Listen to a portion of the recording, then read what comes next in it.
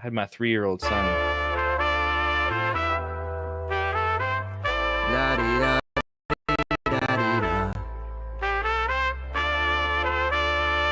The cuffs are off, man. Get right. Too many left in these leagues, but I ain't gonna leave. I'ma get right. Get right. Down to the bottom and scratch it for all the. Hey everybody, Adam Rank here. What's up, everybody? It's Marcus Grant. This is AJ Dillon of the Green Bay Packers. I got to give a shout out to y'all at Get Right Fantasy. If you are not subscribed, what are you waiting for? You want to lose your league? Our league. Check out the Get Right Fantasy Network. You got to get right with the Get Right Fantasy Network. Best of luck with your podcast. Appreciate the support. And you're tuned in to watch my boys at Get Right Fantasy Network. Get you right. Enjoy the show. But I tune in every Friday. Strategies provided, I will lock in every way. So go and roll your sleeves up. Yeah, go roll your sleeves up. And I'm getting down, cause I roll my sleeves up. And I'm getting right, cause I... What up? What up? What up, world? Welcome to the Get Right Fantasy Network. I'm Mike Herrick, aka Classic Mike. And tonight, I'm here with my good buddy, Kendall from the FF Tavern. What's going on, brother? How you doing? Hey, man, we made it. It's Friday. It's been a crazy week. Everyone's injured. Bad teams are winning. The Bengals are 1-4, but I got a cold beer and I got some scorching hot takes, man. Let's talk some football. I'm excited about that. Sorry for all those who missed me on Sunday last week. I had some medical emergency that I had to attend to for myself, but I am all back. I'm here and all better. So don't you worry. Tonight, we're going to be talking about first. We're going to just talk about the start of Week 6, going over the Niners and the Seahawks game. Give you our quick, our quick breakdowns of that game, and then we're going to go into some hot takes as well. So make sure you guys check those out. We're also going to do some props, so make sure you guys check out Underdog. It's the best place for to play fantasy sports. We enjoy their best ball drafts, but we also have their pick'em contests. We're going to give you guys some props from the Underdog's pick'em contests. Pick higher or lower on the player stats like total yards and or touchdowns and or receptions, tackles, field goals, you name it, they got it. So go sign up, use promo code Get Right, and not only will they match you, you'll receive 50% deposit match, now up to $1,000 bonus cash. So make sure you guys check out Underdog at Get Right. Use promo code Get Right. Yeah, I butchered that. I'm sorry, guys. So next, we're gonna break down all the games. Then we're gonna have a live Q&A at the end of the show. So make sure you guys drop your questions in the chat, and we're gonna get to them at the end of the show. Just a friendly reminder, just to make sure to let us know the format and the league. Full, half, standard, PPR, tight end, premium, etc. If I see one that goes with the game, of course, we're going to bring it up and, try to discuss it at that moment. But otherwise, make sure you guys wait until the end of the show and we'll, go over all your questions at the end. We also have the super chats available. So make sure you guys, if you have questions that you want answered right away, be sure to use the super chat and we will stop the show just for you and answer your question.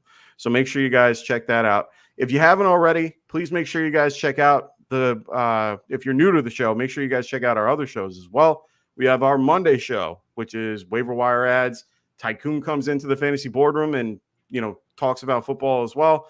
We got Wednesday with the extra point, and we also have the roster management with Get Right. So make sure you guys check out Phil on Wednesday and us as well.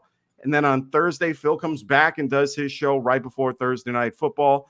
As well as the Friday, we have our two shows, which is us right now, and then we have Ruskin and Phil right after us at 11 p.m. Eastern. And then, of course, me on Sundays if I'm not keeled over, from being in pain. Also, make sure you guys check out Kendall with the Fantasy Football Tavern and the Sweet Life Podcast with Jack and Cody. We got all types of stuff going on, so make sure you guys are liking and subscribing to all these guys. We really appreciate if you did. Make sure you guys drop them a like and a follow as well. So like I said, make sure you guys are using the super chats if you want us to get, to your question right away. Otherwise, make sure you guys leave your questions in the chat and we will get to them as soon as possible. We will go deep. We will go real deep on those super chats too. We appreciate any support. I don't care if it is $1. It is $1 more than we ever thought we would have. Yeah. So we have literally, we got the Discord. We've got all the things. We've got the group chat. Rasta will probably pop in here. CEO over likely. here. You'll have 4 people going hard at trying to solve whatever problem you have from 6 different ways. So just saying, we appreciate y'all. We know this economy's tough. Every dollar counts. But if you're throwing us a super chat, friends for life, we appreciate y'all. Yes, very much so. Oh, yeah. See, always in the chat somewhere. Always in the chat somewhere. So let's talk about the good, the bad, and the ugly from last night's Thursday night football game. I mean, there was a lot of good, there was some bad, and there were definitely some ugly. 49ers won 36-24 against the Seahawks. We got the good. So let's start with the good. Debo is looking like the clear wide receiver 1 for the 49ers. He had a solid outing, 3 receptions for 102 yards and a touchdown. Purdy had a solid 255 yards passing with 3 touchdowns. Fantastic. For the Seahawks, Ken Walker was unstoppable. He had a really good game. He could be a top 5 running back, you think? You feeling that in one way? Oh, yeah. I think he's already a top 5 running back. I mean, pretty clear. Simply, look, running back's going to have some variance. Some games it's a good matchup, some against bad matchup. But he's now getting at least 5 targets a game almost consistently. That was something we didn't see beforehand. And he's doing pretty good things with those targets. This wasn't a game where he went crazy with them, but that usage in the passing game and just how he looks on the field, getting all the work. Yeah, he's easily a top 5. And with injuries and everything, I mean, top 3 is not out of the question. Brees, where you at, man? Yeah, 100%. I mean, right now he had 8 receptions for 38 yards. I mean, that's huge production right there. I mean, Charbonnet is right behind him too. So Charbonnet looks like the hotter handcuff to grab at this point. He also rushed for 32 yards. Not a crazy outing for yardage, but he did have the touchdown as well. He's also commanding at least 80% of the snaps, if not more. JSN, I mean, geez. JSN had a day. I mean, 5 receptions on 9 targets and 53 yards. Inches away from a bigger game, too. Oh, my God. Inches away. So, I mean, he did a really great job last night. He's starting to creep up. To me, he's looking a little bit more like a solid wide receiver 3 or flex play at this point. What do you think? Yeah, I mean, you got to love the target share. I watched every snap of that game, and 100%. I like the type of routes he's running. It looks like Lockett is more of a situational play where JSN is clearly the target hog. He's playing sort of the Deontay Johnson role, and I love it. Look, Geno's got a little bit of a ceiling issue to him, right? Mm-hmm. I don't even think it was an accuracy issue. A little bit of accuracy issue.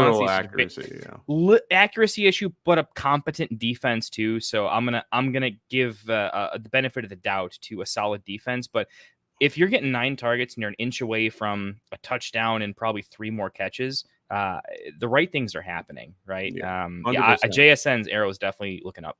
Yeah, for sure. I mean, he had 88% of the snaps over Tyler Lockett at 84, and of course Metcalf out there for 100% of them. So he's definitely stepping in the right direction. We had George Kittle. He's now a must start. You have to start him every week.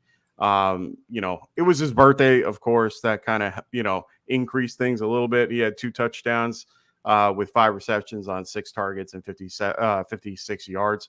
So he looked great. He really did. I thought he looked fantastic overall. He did get hurt at one point in the game. You definitely saw him on the sideline. Everyone was hurt in this game. Everybody. Debo got hurt. Kittle got hurt.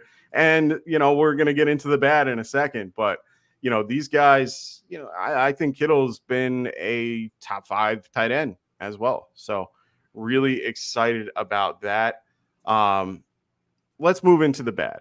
So the bad is unfortunately bad for those that invested their money into Jordan Mason. Jordan Mason was, he had a great start to the game and ended up leaving near the end in the second quarter. He had a shoulder injury. So they're thinking that it might be an AC joint, which is not great He's the league leader at this point in rushing yards. He's been having a great year.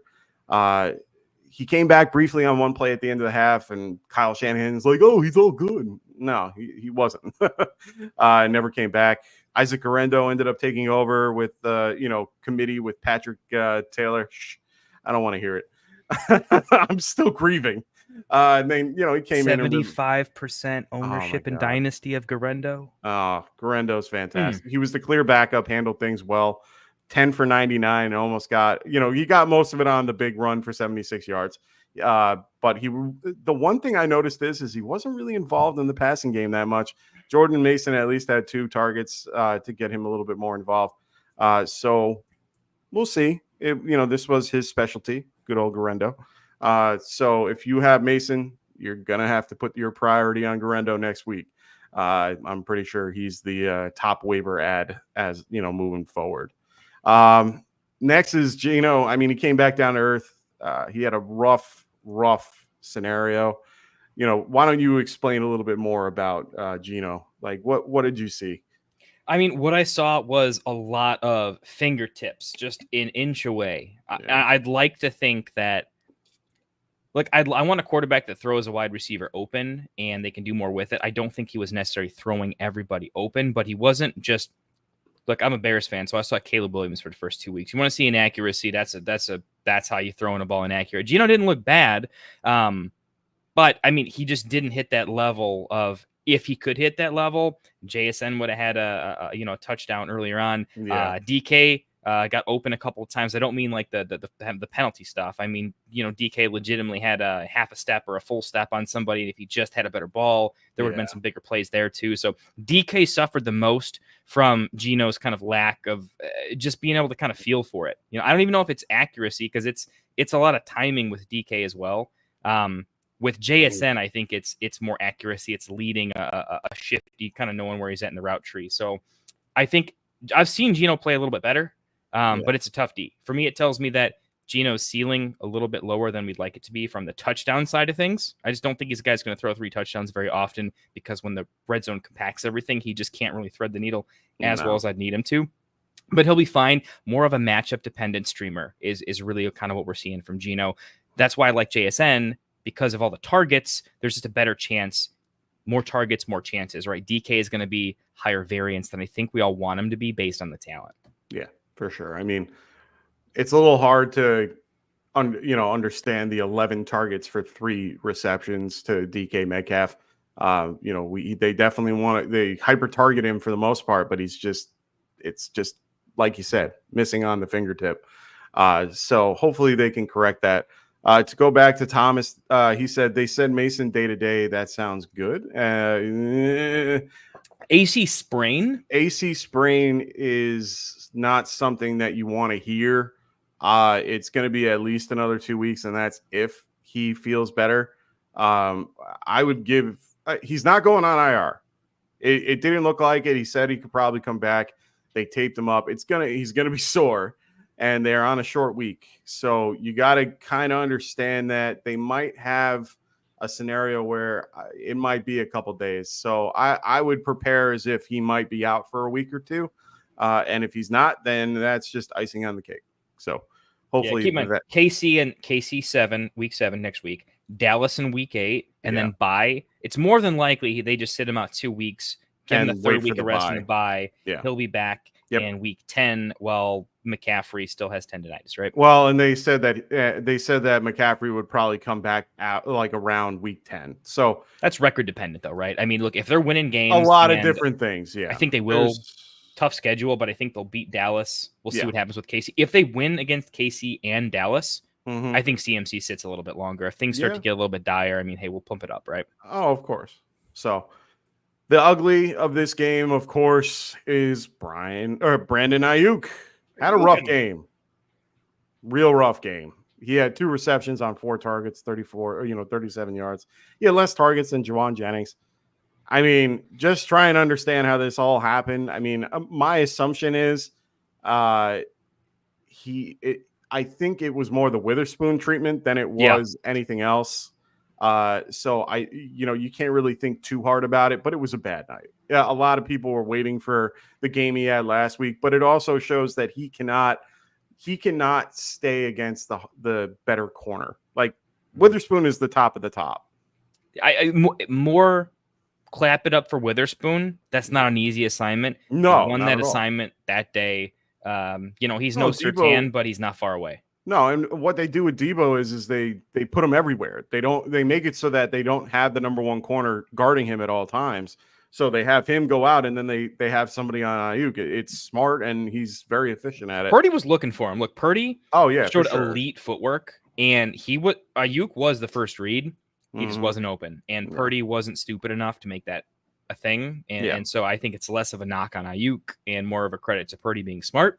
No turnovers for a reason for him. Ayuk's still going to be fine. That's a bad matchup. So Thomas, what about Patrick Taylor? I don't see him being someone that I would grab at all. Honestly, he's not anybody that I'm thinking about, even though he's involved a little bit in the passing game. He was really only involved on dump offs right near the end of the game when they were pretty much just trying to get a first down. He's a veteran that doesn't fumble. He's a bigger bodied back that can move the pile. Yeah. Right. Garendo, you're not going to try to overwork the rookie. Rookies can have fumbling issues. Patrick Taylor's been in the league for a little while. He's never been great, but I know the coaching staff trusts him to quote, a Bill Belichick, do his job. He will never have more than a 15% snap share. Fool's gold, but it's one of those terrible for fantasy, but for the real NFL. Oh, for real. Great guy to have on the roster to do some dirty work. Yeah. Yeah, for sure. So that's all we have about the Thursday night football game. Let's move on to the other games that we're going to be breaking down. First and foremost, we have to let you guys know there are 4 teams on a bye this week. We got the Chiefs, we have the Rams, we have the Dolphins, we have the Vikings. So you guys are all missing some huge names: Patrick Mahomes, Matthew Stafford, Sam Darnold, Kareem Hunt, A-Chain, Kyron Williams. Sam Darnold's a big name. I love the NFL. Aaron Jones, Ty Chandler, Justin Jefferson, Jordan Addison, Tyreek Hill, Jaden Waddle. The list goes on, and a couple other guys that are really hurt. So make sure you guys stay tuned. We're going to help you guys with everything that we can. Alex Pack, thank you so much for subbing. We really do appreciate it. Make sure you guys, if you want your questions asked, use the super chat. We will answer them right away. Otherwise, throw your questions in the chat and we will get to them at the very end of the show. I promise we do not miss a question. So make sure you guys throw your questions in the chat and we will get to them as we go. Like I said, if I see one that is part of what we're talking about, believe me, I'll throw it up on the screen. So just stay tuned and keep going with us. So we're going to go on to the Jags and the Bears. It's going to be the early London game.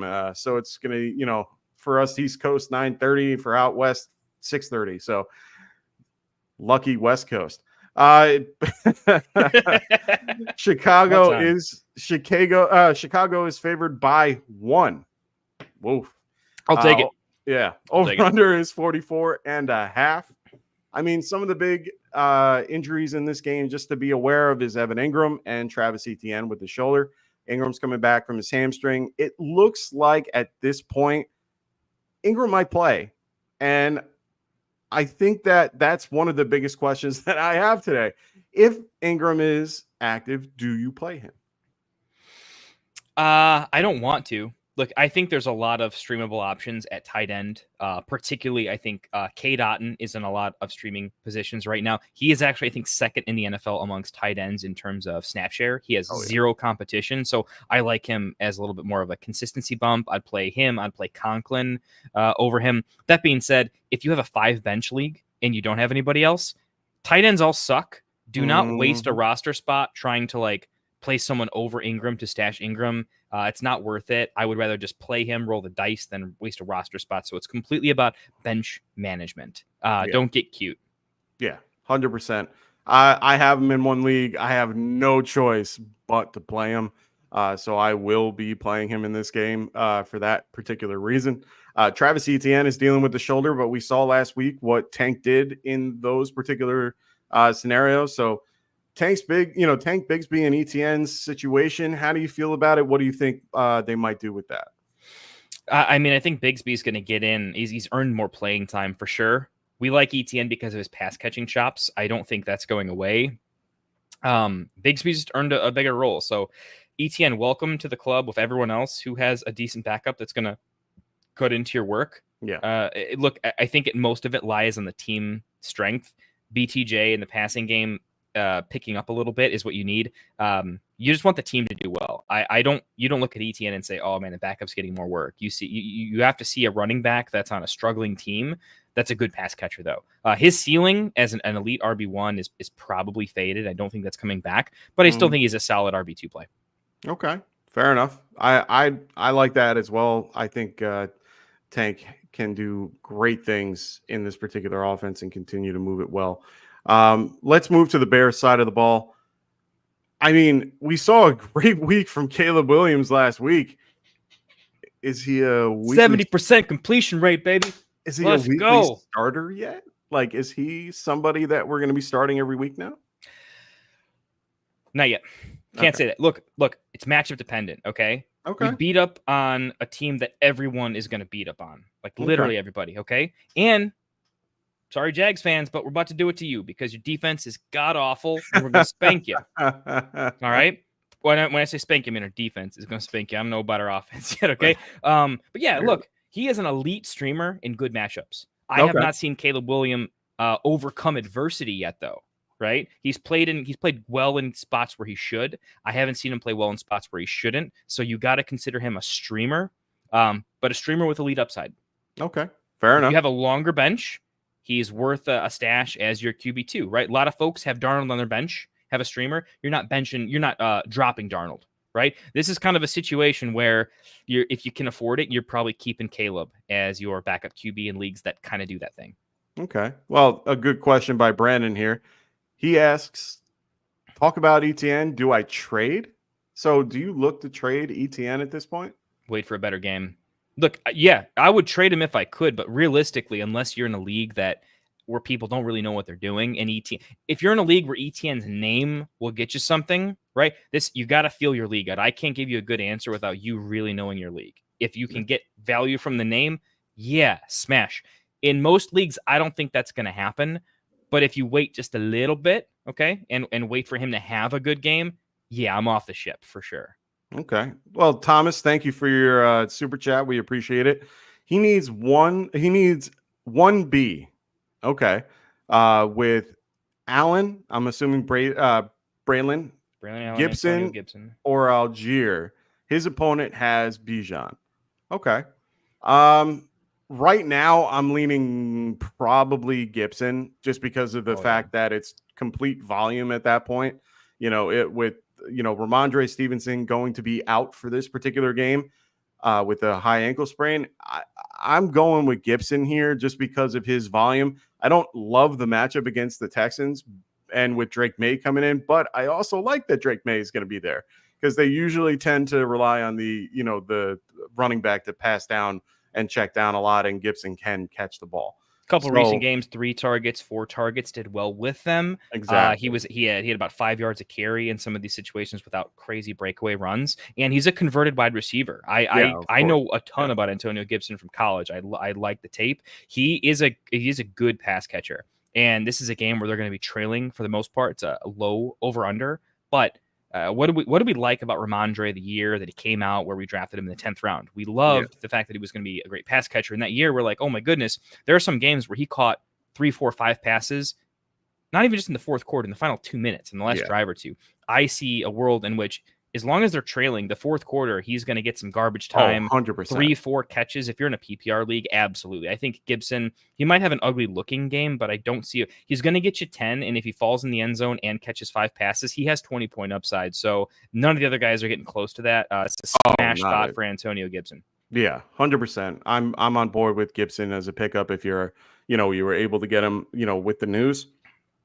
I love the other 2 guys. Don't get me wrong. Love them, love them to death, but they're not going to see anything close to that. So I'm going to go with Gibson here. I think we both agree Gibson is the play. So Thomas, thank you so much. We really enjoy, really appreciate your super chat. So thank you so much. He goes, it's a tough one. Algier can see volume versus Carolina. Patriots offense makes me nervous. Appreciate it. Yes, PPR. So Yeah, I'm telling you, man, I agree with you. It's not the best play in the world. I had to make that decision today, too. I have Jerome Ford in my flex, and I figured this is a better position for me than Jerome Ford. So I'm pretty happy with that choice overall. And Thomas, you got to look at it this way.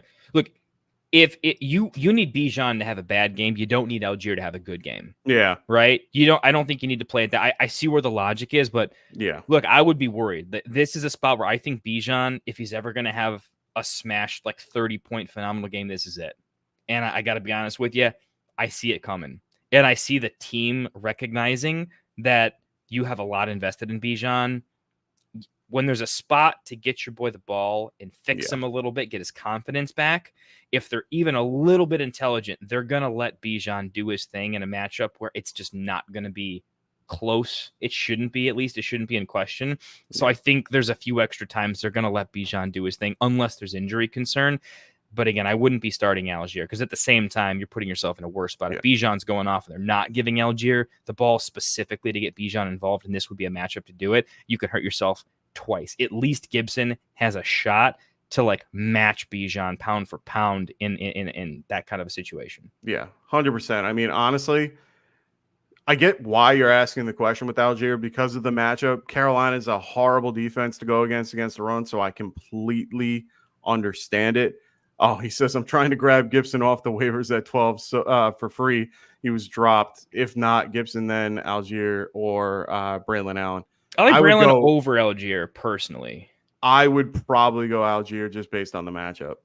That's just me, though. They're both pretty similar. I agree with you on the matchup, but if I had to stash one, I would stash Braylon Allen because I think Braylon Allen has a better path to upside without an injury compared to Algier. I think Algier, I think is very consistent, but I think Braylon's upside. I think Braylon's just a much better back.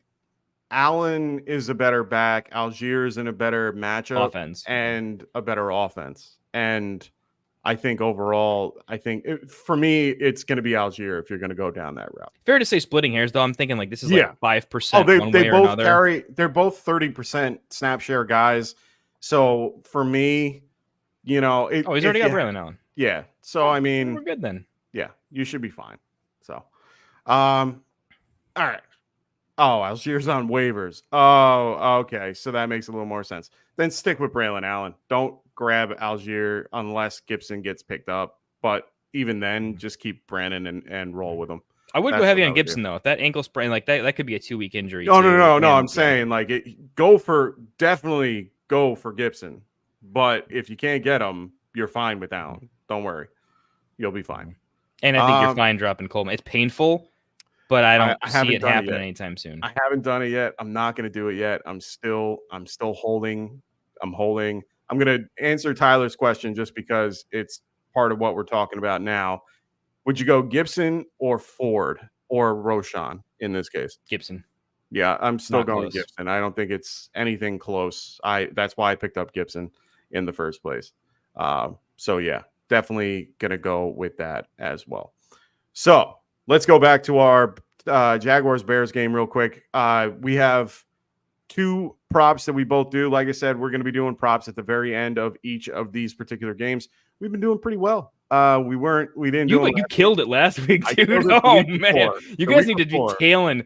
You need to tail Classic Bike here. Yeah. You got some I love you have 5 a couple for 8 interesting bets every now and again, but you and the nuanced niche bets have been on absolute fire. I'm personally tailing you until I lose money.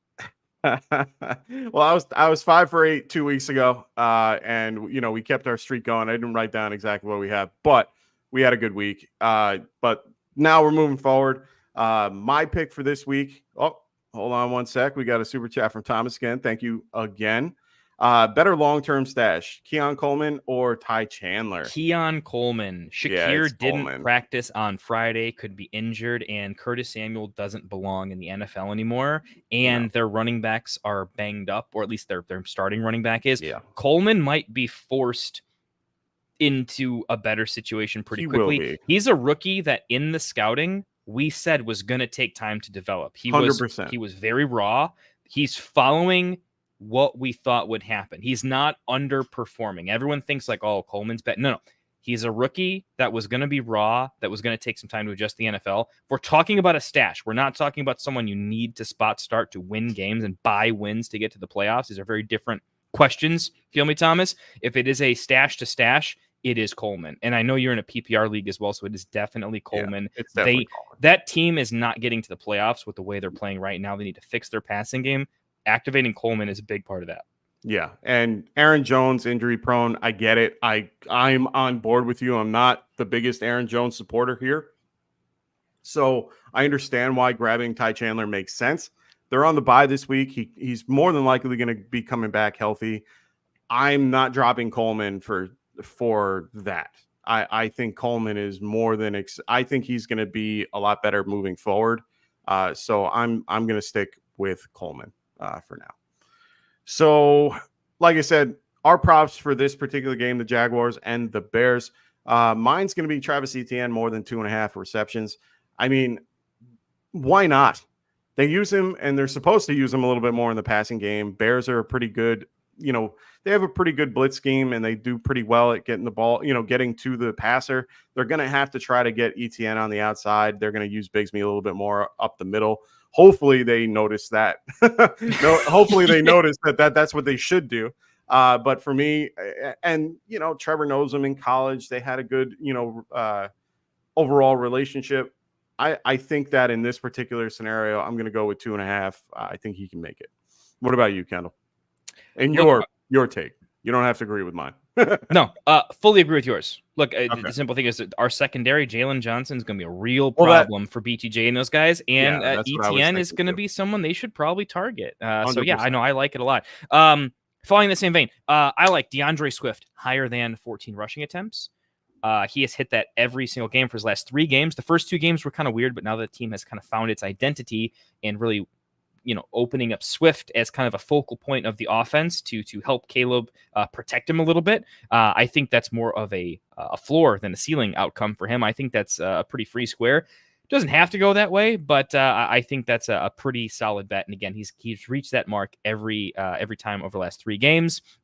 And I had one more quick one because this is more, I kind of borrowed this one from our buddy Phil of the Extra Point, and I'm tailing him a little bit in this one. We were talking about it the other day. I really agree. Trevor Lawrence under 229.5 passing yards. I think he's gone above this mark once this year, and he's going against one of the tougher secondaries that he's going to face in the Bears in one of those weird London games. Oh, yeah. So I'm on board with that. Look, if he goes above this, something weird happened. I don't think he's supposed to. And I definitely see them doing a little more dink and dunk, trying to get the running game going, which they need to.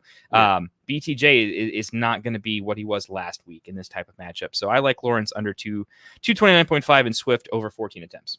Or higher than 14 attempts. I like it. I like it a lot.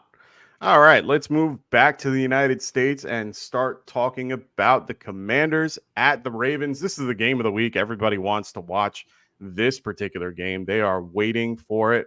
The Ravens are favored by 6.5 points. The over-under is 51.5.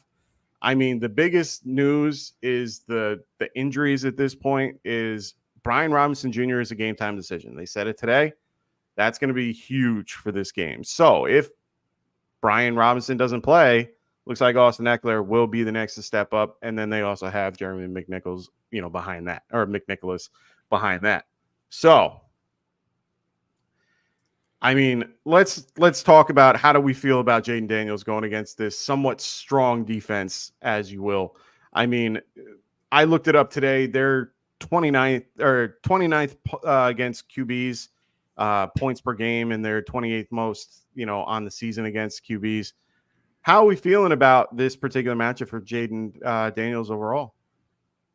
I mean, it's not great, but it is a high over-under. So from a fantasy standpoint, this should be a good spot for Jaden Daniels. Rough matchup with the defense, but they're going to need to put points on the board. Yeah, so they're going to force the fantasy production out of him. Unless he gets turnover crazy, which he hasn't shown. He's pretty careful. I think it's a great spot for him. Yeah, I agree. I think this is going to be a very interesting game. I have him in my rankings at number 3, so I, feel very strongly about that as well.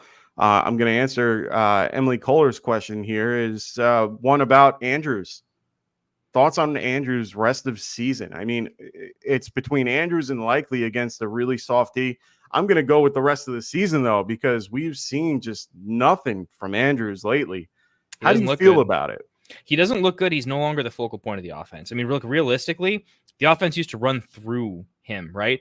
But Zay Flowers is fantastic. All right, he can do the short slant game very well. Kind of like they were doing in Kansas City, right? Before that, took a turn, right? So, but Zay can also. He's like a nice combination of both KC wide receivers, actually, because he's really nasty on some of these deep routes too. So I think Zay is just he's going to earn way more targets. And Derrick Henry's doing what they asked him to do. Yeah, Justice Hill's not terrible. Bateman doesn't look awful either. And I think Bateman actually being a somewhat usable player in the passing game, that is really hurting Andrews. Because Andrews doesn't look great. He's not getting open quick enough. And Lamar's getting rid of the ball much faster than I've seen him in the past. And so for all these reasons, I don't see how Andrews is going to get about 5 targets a game. Right? So he is now a touchdown-dependent tight end like everybody else. Yep. Yeah, no, you're right. I mean, I've basically fallen like out of it with, I'm done with Andrews in one way or another. It's just one of those things where I just can't do it anymore. He's closer to Zach Ertz than he is Trey McBride, to give you like an example. He's really down there. I just can't do it anymore. I agree with that. Yeah, I agree with everything that you have. Like everything that you just said on him, it makes 110%. I completely understand it, and I agree with you. Yeah. All right, I'm done talking about it. So in this particular case. You mentioned Rashad Bateman. I like him too. I really want to see him, grow and develop a little bit better, a little bit more, and be a little bit more, involved in general. The chat, you guys are on fire today, by the way. Absolutely on fire. Keep Joe, it thank you for that. I really needed that. He's closer to Sam Bennett. I like it. But I'm Thomas, where do you work, man? Get the coworkers on here. Right? Yeah, for sure. I'm liking Rashad Bateman in this particular matchup, especially with, against this, Commanders. Just pass defense is just not that great. They are, let me see, based on what I got here, they are, 26 against the pass. This is going to be a fun matchup for any of the receivers, even though they're not really a pass-heavy offense. I still want something in this game. 51 point over-under is huge. So definitely want to get involved in this game. One of my props that I have for this particular game is Justice Hill higher than 14.5 rushing yards. He has been much more involved in this particular offense in one way or another. He seems to be getting more touches every single week, even though you have a guy like Derrick Henry involved. Justice Hill is getting 53% of the snaps almost every week. They're pretty much splitting carries. 14.5 is ridiculously low. I think his combined is 37 or something like that. You could probably smash both at this point. He needs 3 carries to get there. He's hyper efficient. Yeah, and he can get there without any problem. Washington, 18th against the running back. I am completely okay with this. I love this prop. Higher than 14.5 rushing yards. Yeah, you stole mine. That would have been my I've already bet that before I even looked at Show Doc. It's so great. It's just, it's one of those matchups where you got it. Look, they're going to have to spell Henry, and he's going to get in there, and he's going to be great because the defense can't stop anybody. So what a smash bet. I'm tailing you on that one for sure. And I'm curious to hear your thoughts on mine. So I like him. Jaden Daniels, longest rush, 13.5 yards. I am smashing the higher than Jaden Daniels' longest rush, 13.5 yards. Simple logic. Ballers ball when they are playing an idol that they probably grew up maybe with a jersey. Okay. And when instinct takes over, this is a big game for Jaden Daniels personally and a big game for the Commanders. Okay. 100%. In situations like that, rushing quarterbacks, when push comes to shove, they're going to do their thing, and they're not going to think twice about it. If they're playing the Panthers, he's going to go be a pocket passer and not be stupid. Yeah. And thank God for that. That's why he's an elite at the position, even as a rookie. But in this game, He faces pressure, that man is gone. And no DB is stopping him before 13.5 yards if he decides I'm going to go get 13.5 yards. Okay. Right? Look, he's not Jalen Hurts where he can take the contact. He's more. I mean, he's a little more Tyler. He's fast. Yeah. And look, I think he's going to rush 5 or 6 times, and one of them is getting over the hump for this one. So I like it a lot. I would only take this type of bet in elite big matchups because that's when I think instinct is going to take precedent over anything in his ear. I also like Zay Flowers higher than 4.5 receptions. I just think that is. Look, he's had over 7 targets, I think, at least 3 times so far. Maybe twice, but I just like his usage. I like his usage a lot. I think there's probably 2 to 3 that are just free and give me an extra, play or 2 here and there. Unless it hits the under, he's going to hit this prop. If the game is what we think it is, he hits the prop, right? If we're all wrong, then he misses, but we're wrong about everything at that point. So I think it's a reasonable play. Yeah, no, I like it. I like it a lot. Other random starts here, just to real wrap up. Eckler, great spot. I like him as a tiebreaker in flex. High over under. He should catch passes. Brian Robinson obviously injured, so he's fantastic. Ertz is a great spot start at tight end. If you are the Andrews owner, I'm playing Ertz. Yeah, 100%. I can agree with that. Definitely can agree with that over here with Andrews. I just can't do it anymore. Can't do it. All right, we're moving forward to the Cardinals at the Packers. It looks like the Cardinals are going to be going up to good old Lambeau to face the Packers. Packers are 5.5-point favorites. The over-under for this, oh my God, they're going to yell at me later. They're going to just yell at me, Kendall. I'm gonna hear it from Rasta later. So the over-under for this game is 47.5. Or actually, no, sorry, 47. So I apologize. That is not the right number. I corrected these, and of course, I didn't save it. So 47 is the over-under. So notable injuries, just to be aware of: Christian Watson, high ankle sprain, limited 2 times this week in practice. Luke Musgrave is going to be out for this game. They're also putting him in IR, so just be aware of that. Romeo Doubs is coming back from his suspension. He's already told everybody in the locker room, I'm sorry for what I did and how I was thinking. I had a mental thing, and I get it. Tucker Kraft is questionable, but will play. Yeah, so don't worry about Mr. Tucker Kraft. But otherwise, I mean, I think the biggest question on my mind for this particular game, and especially for the Packers, Dontavian Wicks, man. Picked him up last week. Big waiver wire ad for everybody. Everyone thought he was going to get the majority of everything. What ended up happening? He pooped the bed. It's slippery out there, man. What would Jamar Chase say, man? The footballs, they're different than college, right? They're slippery.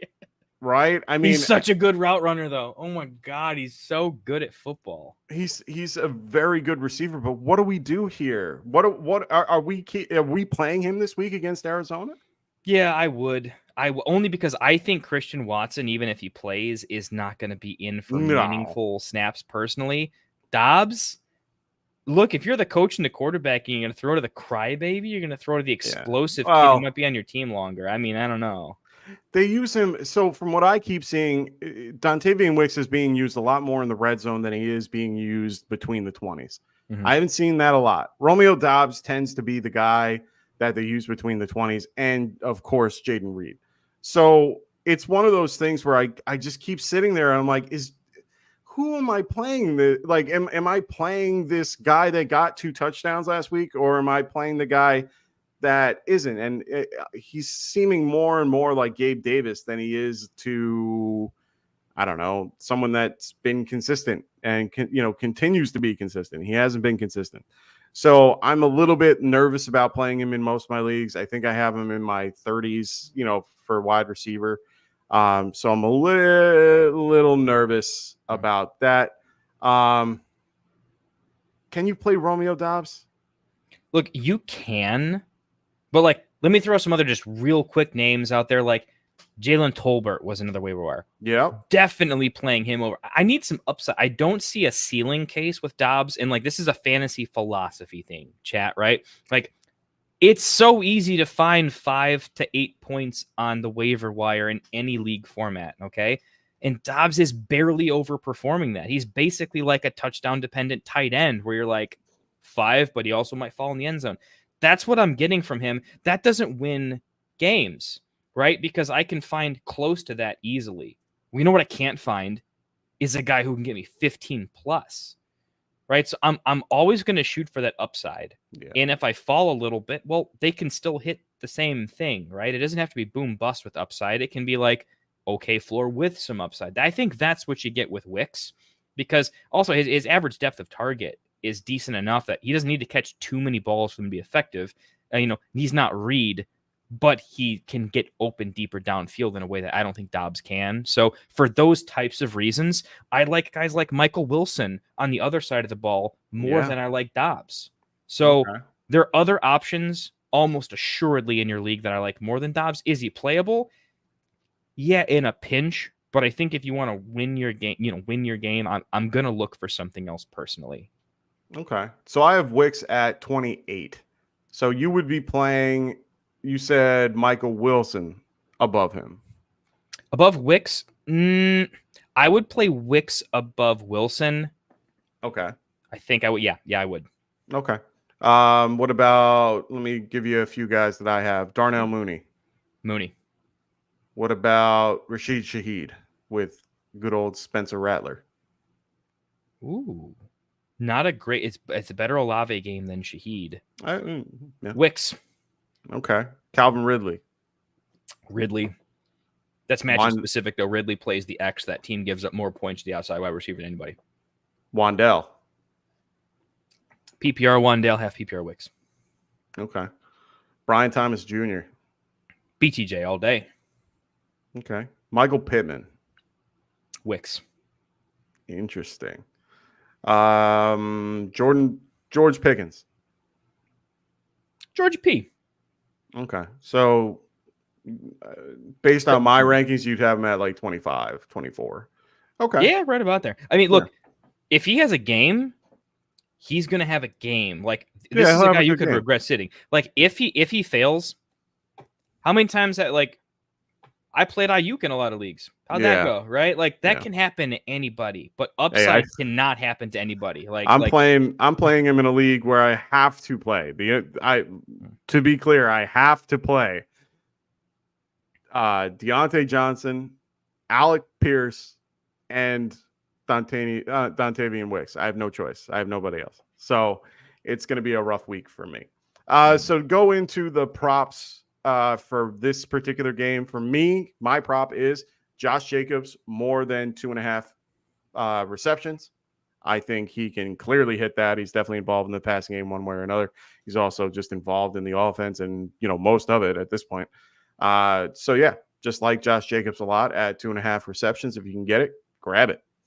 What about you, Kendall? So I like I have two here. I'm only going to go with my favorite, to be honest. Okay. Kyler Murray higher than I love it. 32.5 rush yards. Yeah, for sure. I absolutely love it. I think he's only missed this metric one time this year across a wide gamut of matchups. It is independent of how many times he rushes because of when he rushes and how he does it. Yeah. Like the 50-yard run last week. He can get it on one rush. He can get it on 2 rushes. This is a game with a high over-under. Packers have a decent defense, but not elite, but they have all their weapons back. And I think there's going to be a lot of times where, look, how do you keep your eye on Connor, McBride, Harrison, right? I think Wilson's going to get involved. There's just a lot of weapons, and I think Kyler is eventually going to get schemed open accidentally, and he's got a killer instinct for it in a game that he really wants to win. Jordan Love's kind of a young gun like him, so there's definitely a sense of like each quarterback wants to be known as the better quarterback than the other, and very similar to what I said about Jaden Reed. This is a game where baller's going to ball, and Kyler's got a chip on his shoulder. He's got something to prove in this game. And I think he's going to go try to do it. And one of the easiest ways for a rushing quarterback to do it is to do it yourself. Yeah. And I see this as a pretty good bet. Okay. Higher than 32.5 rushing yards. I like it. I like it a lot. All right, let's move forward with the Texans at the Patriots. The Texans are favored by 6.5 points in this particular game. The over-under is only 37.5, which is insane to think. Ugh, gross. So some notable injuries that we need to talk about because it's going to get a lot of questions for this. Joe Mixon, he had 2 limited practices this week, or 3 limited practices this week. And it looks like he is questionable to start. He is expected to play as per Adam Schefter. So he's somebody that could be playing, and, they definitely need him. He'll be active. How much he plays. Yeah, that's going to be the question we're going to ask in a minute. Ramondre Stevenson, he is out. We already talked about Antonio Gibson almost to nauseam at this point. You're playing him. He's definitely going to get a lot of volume, so he's going to take over this particular backfield. So we finally get to see the golden child, Drake May. He's going to get his first start. Your guy right here. How comfortable do you feel with him this week? I compared him to Justin Herbert, but he's going to go out and probably outscore Justin Herbert in his debut. That's about to happen. Look, I don't think he's going to go out there and be like elite, right? He played a couple snaps the other week and looked absolutely atrocious. I mean, that was abysmal, but he got thrown in. He probably didn't even know he was going to play. Look, he's a raw rookie. He's raw, but I like him. Okay. I like him. I like this Patriot. I want to buy futures in this Patriots team. And I think they're going to get there at some point. It just won't be this year. The O-line looks bad. Yeah. I'm not starting him. I'm not streaming him. But it's something to watch in the future. I think he'll be streamable at some point this season, but it will not be this game. No, I agree 110%. If you have the Houston D, load them up. I have them everywhere just for this game. Yeah. Also, one of the biggest news things that we had is Nico Collins going on the IR with the hamstring. That means someone else has got to step up in that huge role. Mm-hmm. You got Stephon Diggs, you have Tank Dell, Xavier Hutchins. Mm-hmm. Well, you were starting Diggs already. You were starting Dell, and you're happy about it now when you were starting to get a little ugly about it right now. Mm-hmm. I'm not starting Xavier Hutchinson. I don't think anybody is. There's better options unless you have to. Mike, take a drink or something, man. I'm sorry about you, man. That's a good kid. I mean, he played all right. I just think the ceiling's pretty low for him.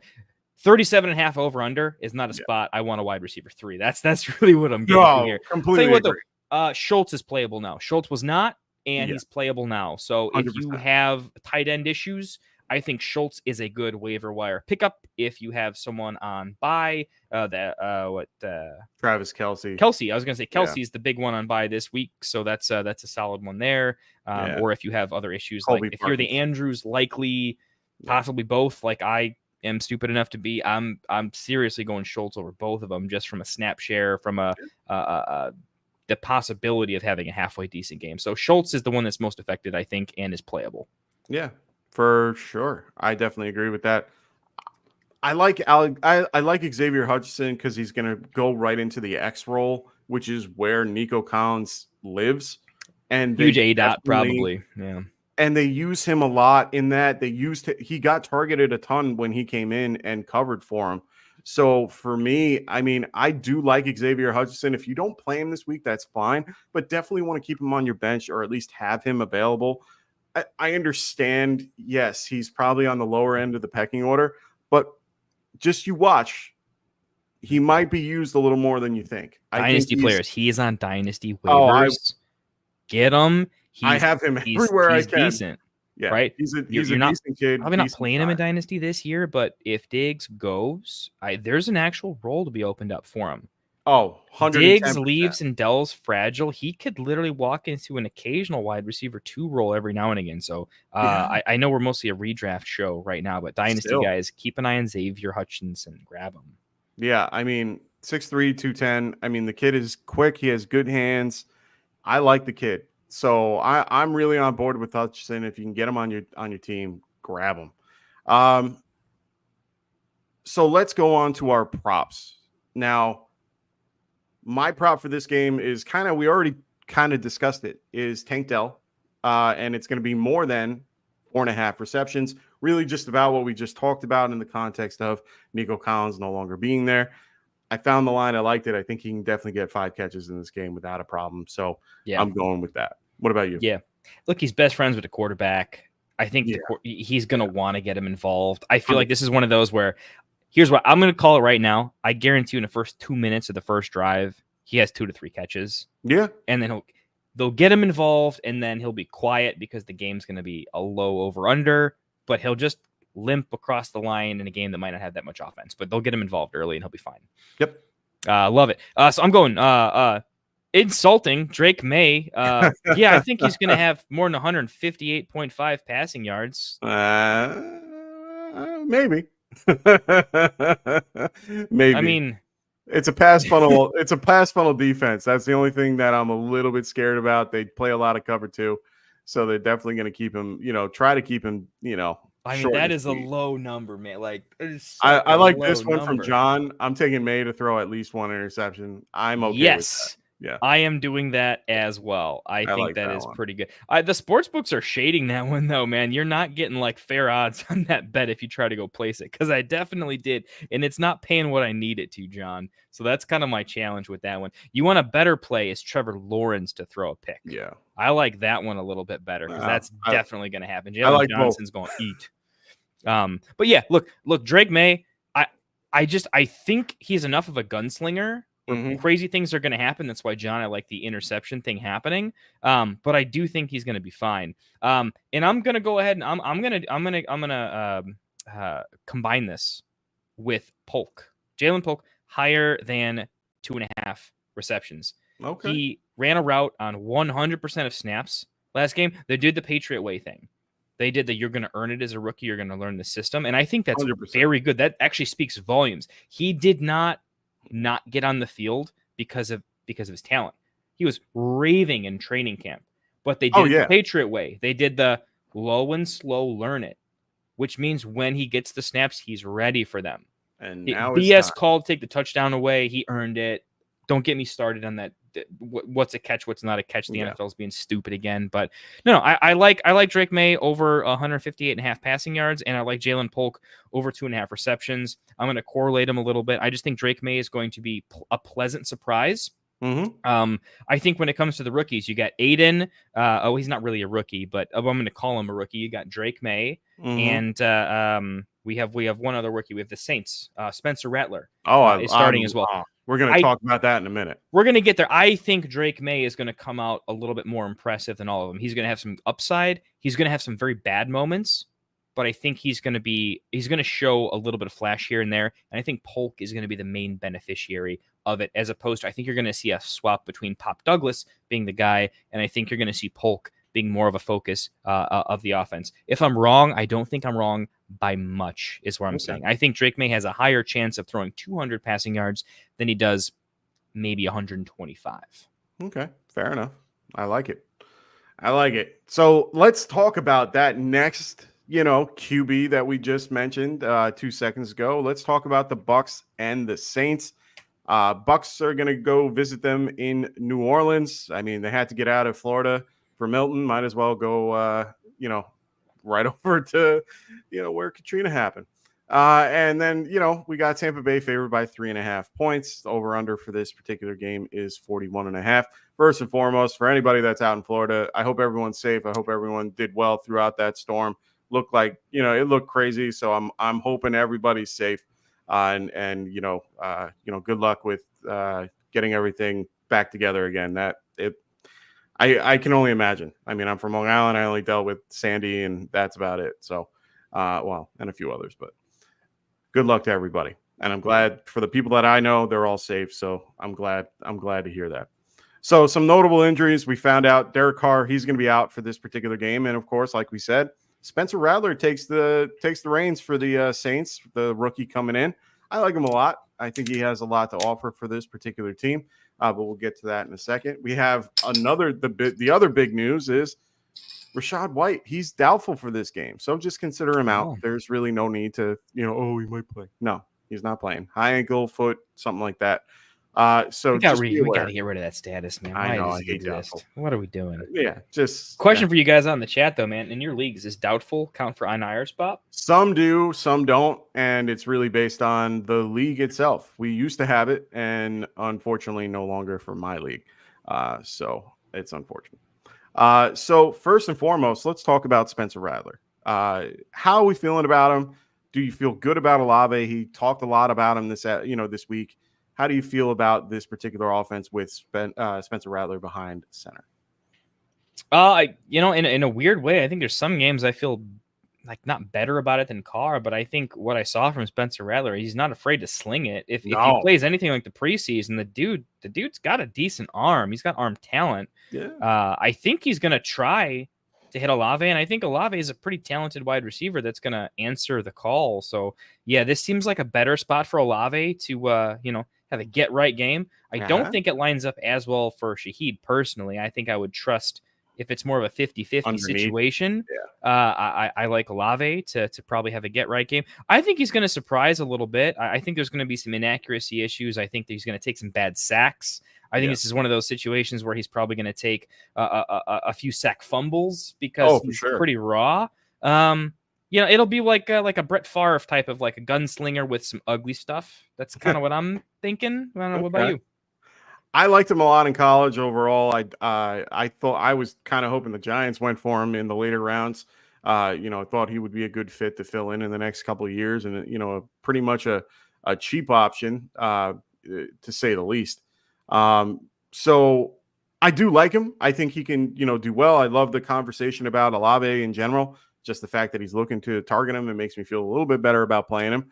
I think Olave is a little bit more of the underneath possession guy compared to Shaheed, and I'm hoping that they use him as more of a safety blanket to help him better himself. So we'll see what happens. The matchup's good for him overall. I mean, I do think Tampa currently overall is 28th in the league. I mean, against quarterbacks, they're 31st, which is not good at all.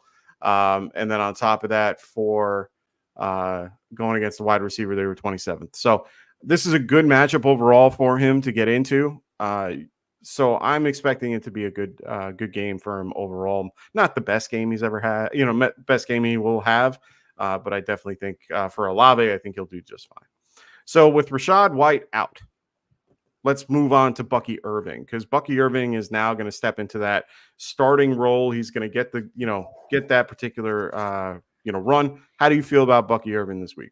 Saints are a real defense. Okay, let's put that up there. Saints are not terrible, and the Saints will probably remind us why they're a good defense in this game. But Bucky Irving he reminds me of a type of guy that's just a 5-yard to carry guy. He's like a David Montgomery. He just gets it done. He moves the chains, man. But he's got a little more breakaway than those guys. I think he's going to have a good, not great game.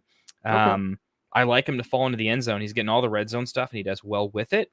So I like him. I have him in my top 24 running backs this week. He just made it to 24. So not by much, but I like him a lot.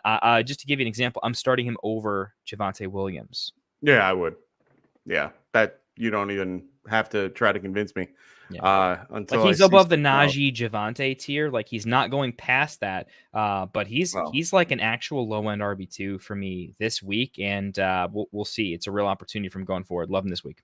Yeah, I have him at 18 currently. I got to move some stuff around, but right now it looks like he'll be in that 18 to 20 range for me. So yeah, I definitely agree with that as well. Let's move on to our prop bets for this particular game.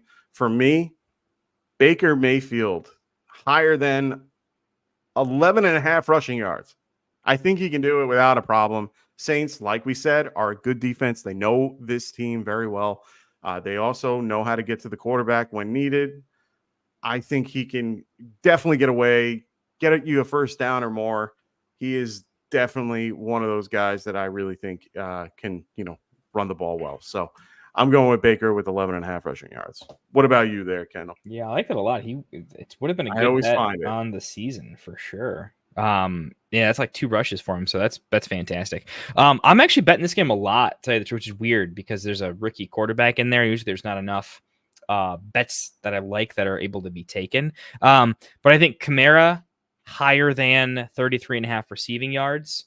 I think where Olave is going to be more middle of the field, Shaheed hits that deep ball. I think Kamara is going to be the quarterback's best friend in dump offs. I think Kamara gets volume, but not the yardage right away. But I do think Kamara will get set up for at least 1 or 2 screens. Okay. And he just needs 1 missed tackle, and he can kind of break off a longer 20-yarder that gets him over 33.5. I kind of see him as a 7-8 target game for Kamara, and just based on his typical efficiency metrics, which haven't been great when he gets hyper targeted, I think he gets over the mark. I'm taking Spencer Rattler higher than 0.5 interceptions, so I'm guessing he throws at least 1. Look, I think they're going to be trailing. I think he's going to be put in a spot in the fourth quarter where if he hasn't thrown one already, he's going to have to almost, it not really be his fault. So I like that. And then Godwin, just pencil him in for 6+ catches every single game for basically the rest of his career. Sure. It's just what 100%. He does. Even in a plus-minus matchup, it just doesn't matter. I think 5.5. If you told me 6, I wouldn't bet it because I don't think he hits 7. But 6 is kind of the number I really pencil him in for, and I would generally take the higher than on that. So I like Kamara higher than 33.5 receiving yards, Rattler to throw at least a pick, Godwin higher than 5.5 receptions. Nice. I like it a lot. All right, let's move on to the last game of the night. So make sure you guys throw those questions in the chat if you haven't already. If you need your question answered right away, don't hesitate and use that super chat. We will answer it right there for you. So make sure you guys use that if needed. Otherwise, we will get to it very shortly. So let's move on to the Browns and the Eagles. Browns are going to, travel to Philly to face them. It's 9.5. Philly's favored by 9.5 in this one. Overall, the over-under is 42.5. This game is definitely in favor of the Eagles, and there's good reason for that. A.J. Brown, Devontae Smith, Lane Johnson are all off the injury report. They were all on it. They're back from the bye. They are healthy. That's a good thing. It's a good thing for the Eagles. It depends what kind of fan you are, but yeah. Not for me as a Giants fan, but for the Eagles. So sad. This might not be a good game to watch. No. It might be for a quarter. It's going to be tough. Nick Chubb for the Browns, he's going to be out for this game. They're still trying to, wait to activate him, fully and get him involved. He has been seeing limited practices, which is a good thing. So hopefully we see a little bit more run of him in the future. Just really enjoy, I can't wait to see him come back on the field. It's really going to be something to talk about. So first and foremost, I think the biggest question of this is Deshaun Watson. I mean, geez. And everybody attached to him. I mean, at this point, Amari Cooper, David Njoku, Jerry Jeudy. How are we feeling about this particular Browns offense as a whole? Do we want to invest any capital in this? Do you want to have Jerome Ford involved? Do you want anything in this particular game involving the Browns, or are you just out? I officially stopped starting Jerome Ford last week, and he's played his last snap for me. Yep. Don't care what happens. I apologize for him. It's not you. It's not your quarterback. I would have played Njoku if he's healthy, just because I think he's the one position that can get hyper targeted that Deshaun can somehow find. Amari, you drafted him, you're playing him. It sucks. You don't like it. He's still a good route runner. He's open. If you guys are on the sleeper stuff, you've seen the meme worthy clippings where he's just wide open. Don't sell Amari is my best advice, because I think there are rumors that the Cowboys might want him back. KC might be in the market for a wide receiver. The Bills might be in the market for a wide receiver. Amari could be on the move. I like this too. Rasta, Look, I will 100% call it right now. Get within the next 2 to 3 games. They pay him. Deshaun is going to get injured. Devontae Adams is injured right now, okay? And he's going to be put on IR because he's injured. Well, they won't put him on IR because that will be they can't trade on IR. Whatever you got to do is going to happen, and where he won't be playing. And Jameis will be in there throwing as many picks as he does touchdowns, and it will be awesome. So that's why I'm not selling a lot of Browns, because you're selling for pennies in the dollar when there's only upside if something were to change.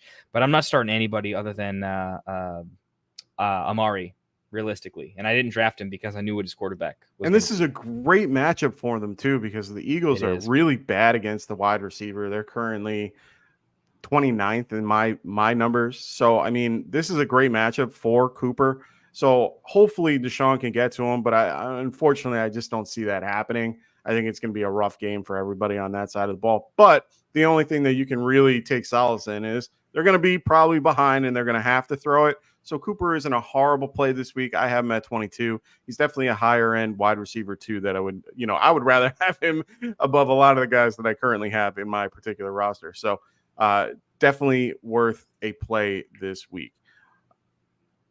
Other than that, man, you're starting all your Eagles. There's nothing we can really talk about with them. You're starting everybody. You're going to see a wonderful game from everybody, hopefully. Hope one of your guys get one of the 9 touchdowns they'll score. Yeah, well, hopefully not that many. But, the Browns are pretty good against QB in this game. They're 9th overall against the QB. So, I don't think the Browns defense is going to care about playing football anymore pretty soon here. Like, they're a good defense, but also I'm going to call it right now. That defense is so sick of their quarterback. They are wondering that defense is going to start making some business decisions. Oh yeah, for sure. They're and going so to pull up. I'm lowering the matchup score for opposing offenses. Yeah, 100%. So there's not really much to talk about this in this particular game. It's really just the good knowing that, guys like AJ Brown and Devontae Smith are going to be back for you. Lane Johnson's going to be back on the, right side to help out Jalen Hurts.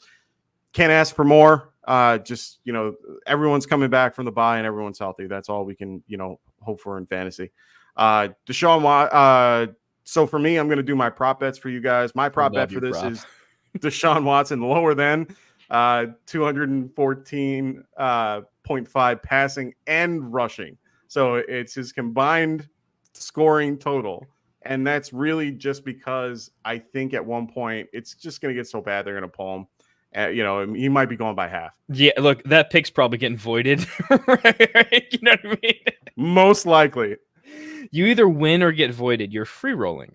Oh, I'm fine. I think John mentioned that in the chat, which I completely agree with. Yeah. What Phil about you? Smashed that one. I would have smashed that one too. I'm tailing you on that one. I think the whole world should do it. I like Goddard higher than 3.5 receptions.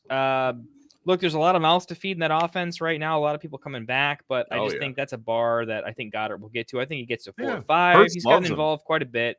Hurts is he's found his safety blanket again. And I think it's an easy completion. It moves the chains. It's not sexy when he throws him the ball, but I think he gets it done. I mean, if you're asking me to bet, like, does he get 3 catches or 4? I'm going to take the 4 in this game. I think there's going to be a lot of offense. Okay.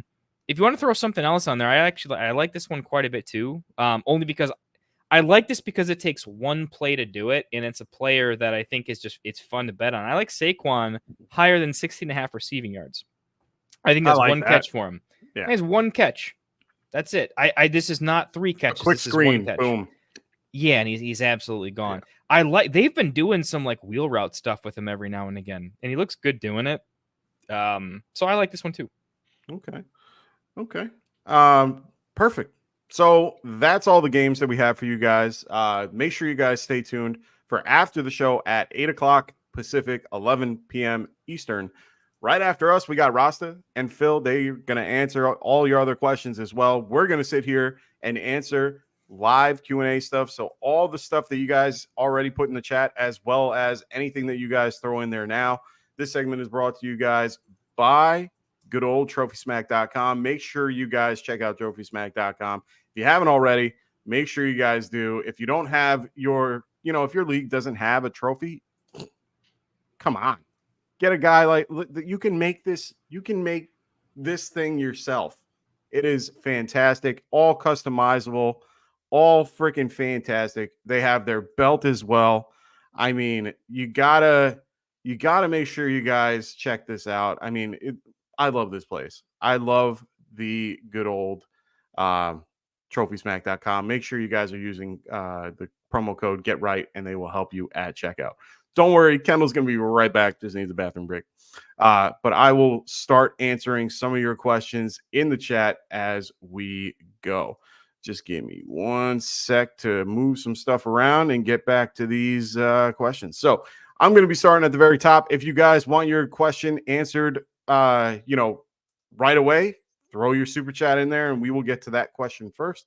But, otherwise I'm going to go right down the list that I got. I have everything queued up and ready to go. So we got Perry Williams in the house. Well, yo, Mike, what up, brother? He goes, J.K. Dobbins for McLaurin and Hawkinson. Interesting. This is an interesting question. There he is. Hey. So we just got asked J.K. Dobbins for McLaren and T.J. Hawkinson. Do you take that trade?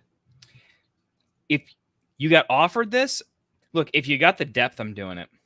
Okay, fair enough. The fact is, you're also playing with absolute fire. You have to be so over the freaking moon with what JK got you if you drafted him.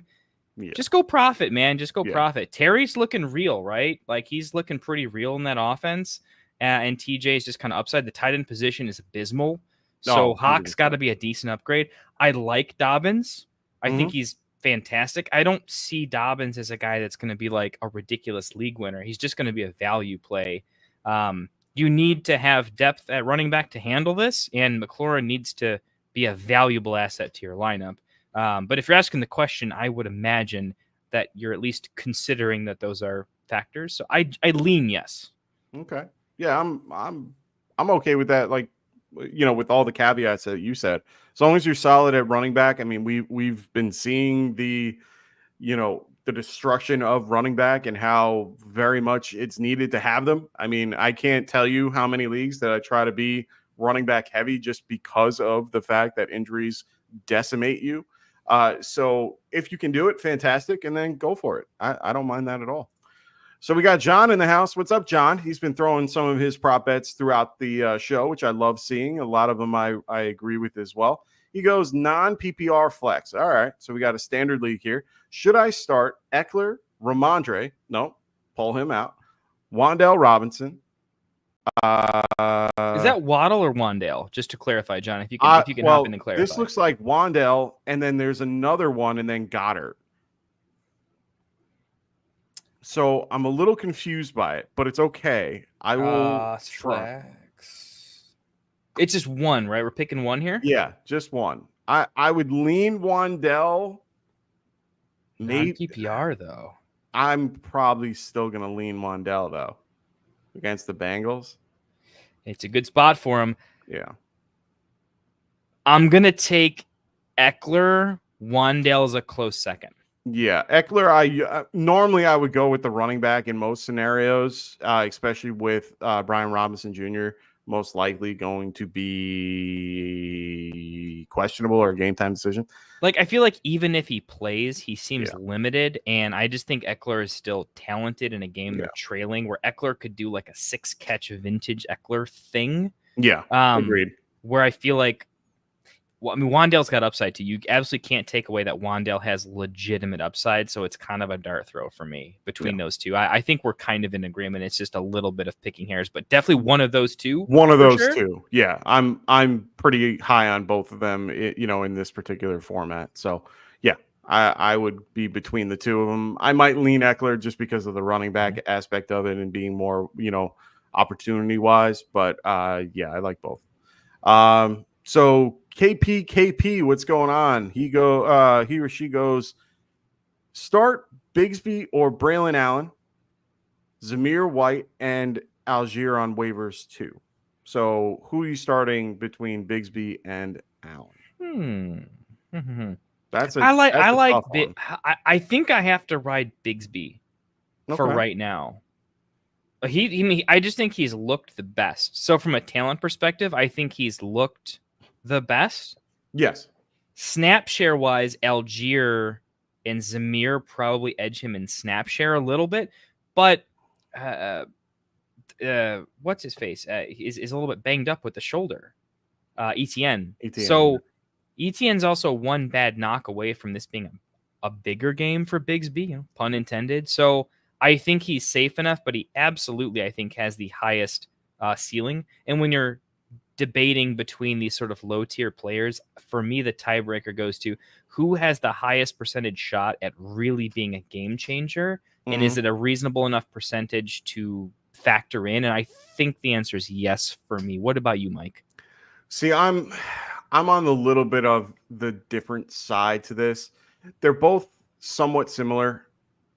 Bigsby's getting, the last few games he's gotten ramped up. I mean, he went from, 32%, 13, 29, 40. So his snap shares have gone way up, and mostly because of injury, of course. But nevertheless, you're still going to be used quite a bit. They also do have the Dearness Johnson involved as well with 22% of the snaps. So he's definitely not the only guy there. In this particular scenario, the Bills are the worst against the running back this year. They've been having a rough time against any running back that has come in. Braylon Allen has been taking, he's been doing pretty well with the amount of snap share that he's had. I mean, he's currently at 26%, but it doesn't feel like it. It feels like he's a lot more involved. Tank is probably your better play just because of, usage and all that. But I will tell you the Bears are at 22nd, 22nd worst against the running back. So, I mean, both matchups are okay. When I see one with 32%, I'm hitting it hard and trying to go with that. So I think I might lean Braylon Allen and, new coaching staff now in the building, new play caller as well. They're going to probably try to get as much of a run game and, as against the Bills. I mean, they're going to try to keep Josh Allen off the field. So I think that they're going to try to, run the ball as much as possible, keep that clock moving. I'm going to go Braylon Allen here. And they're, I have them at 31 and 38, I think, with Tank. They're my top two as well. Yeah. Yeah. So I think I'm going to go Braylon. Braylon definitely has upside. I think the point to mention is Braylon has legitimate upside against the Bills. I have some concerns that the coaching staff will just ride Brees to gain trust maybe from Brees and buy-in. It might feel awkward to give Braylon a lot of touches as a new coach. Maybe. And Aaron Rodgers is the coach anyway, so what are we even saying, right? Hey, now Hackett's not, calling the plays. It's a feeling, it's one of those scenarios where I have him on the bench everywhere and I know he's going to go off. So, I have Tank only in a handful of spots. I like Tank a lot, but I think for this matchup, I just think it's too good to be, it's just too good not to play him for Braylon Allen. I like it. Well, it's down to those two. So kind of coin flip. I think we gave each of our logic. So whichever kind of philosophy you agree with a little bit more, maybe. Yeah, agreed. So we got Alec Pack here. What's going on, man? He goes, who should I target if I'm trying to get out of Sharbo and Pittman? Sharbs and Pittman.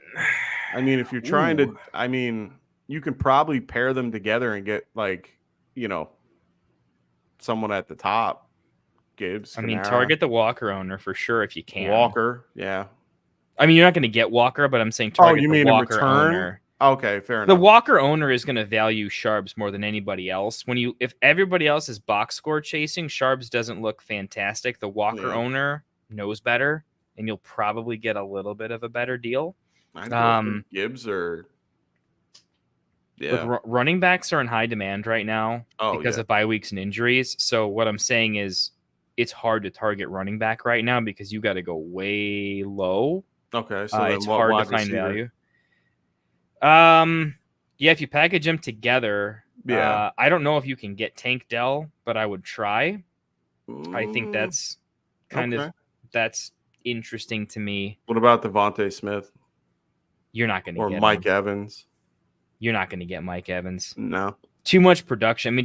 There's no incentive for the owner. Pittman.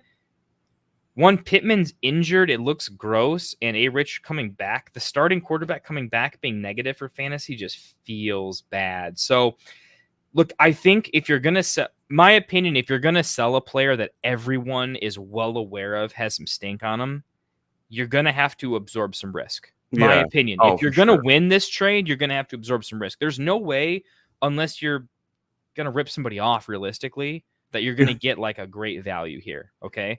So my opinion, you got to absorb some risk. Yeah. So I think you could target something like, this is going to sound crazy, but if you can package Sharbs and somebody else or something for Romo Dunes, he's at his floor. He can only get better. And I think the owner might be about done there. I think you can go after. There's some wide receiver 2s. I think you can go after. I'm trying to think of some names here. Yeah, I mean, this is going to take a minute. It's hard to answer questions like that when we don't know your particular league, so it's kind of hard to answer those questions. But definitely aim for those, solid wide receiver 2 with, wide receiver 1 upside guys and package, these two together. And I think you'll be, just fine. You could probably go after a Calvin Ridley for Sharps. Yeah. He's been underperforming, but there are better days ahead for him. That's something. I'm going to try to come back to that and give you a little bit of a better answer. What about Deontay Johnson? Love that. I just don't think you can get it done.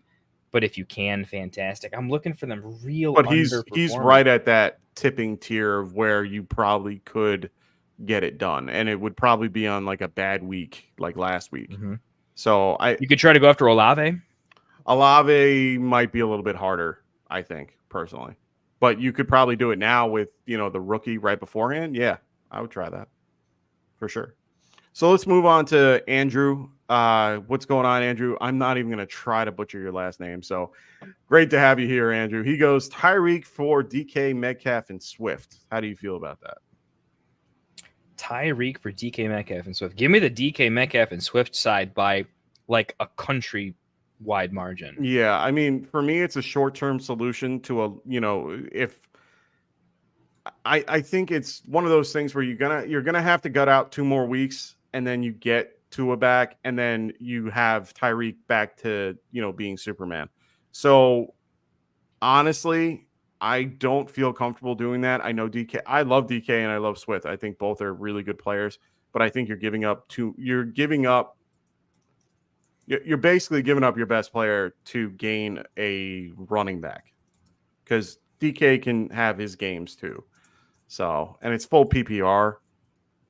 I mean, yeah, I don't know how I feel about it. I honestly probably wouldn't do that. Tyreek to me is better than, he can put up more than both of them on any given week, especially with Tua. So, Z Money in the house. What's going on, Z Money? He goes, do I start Bucky? The top waiver wire RBs are Spears, Zamir White, Madison, Goodson, and Zeke. The answer straight up is yes.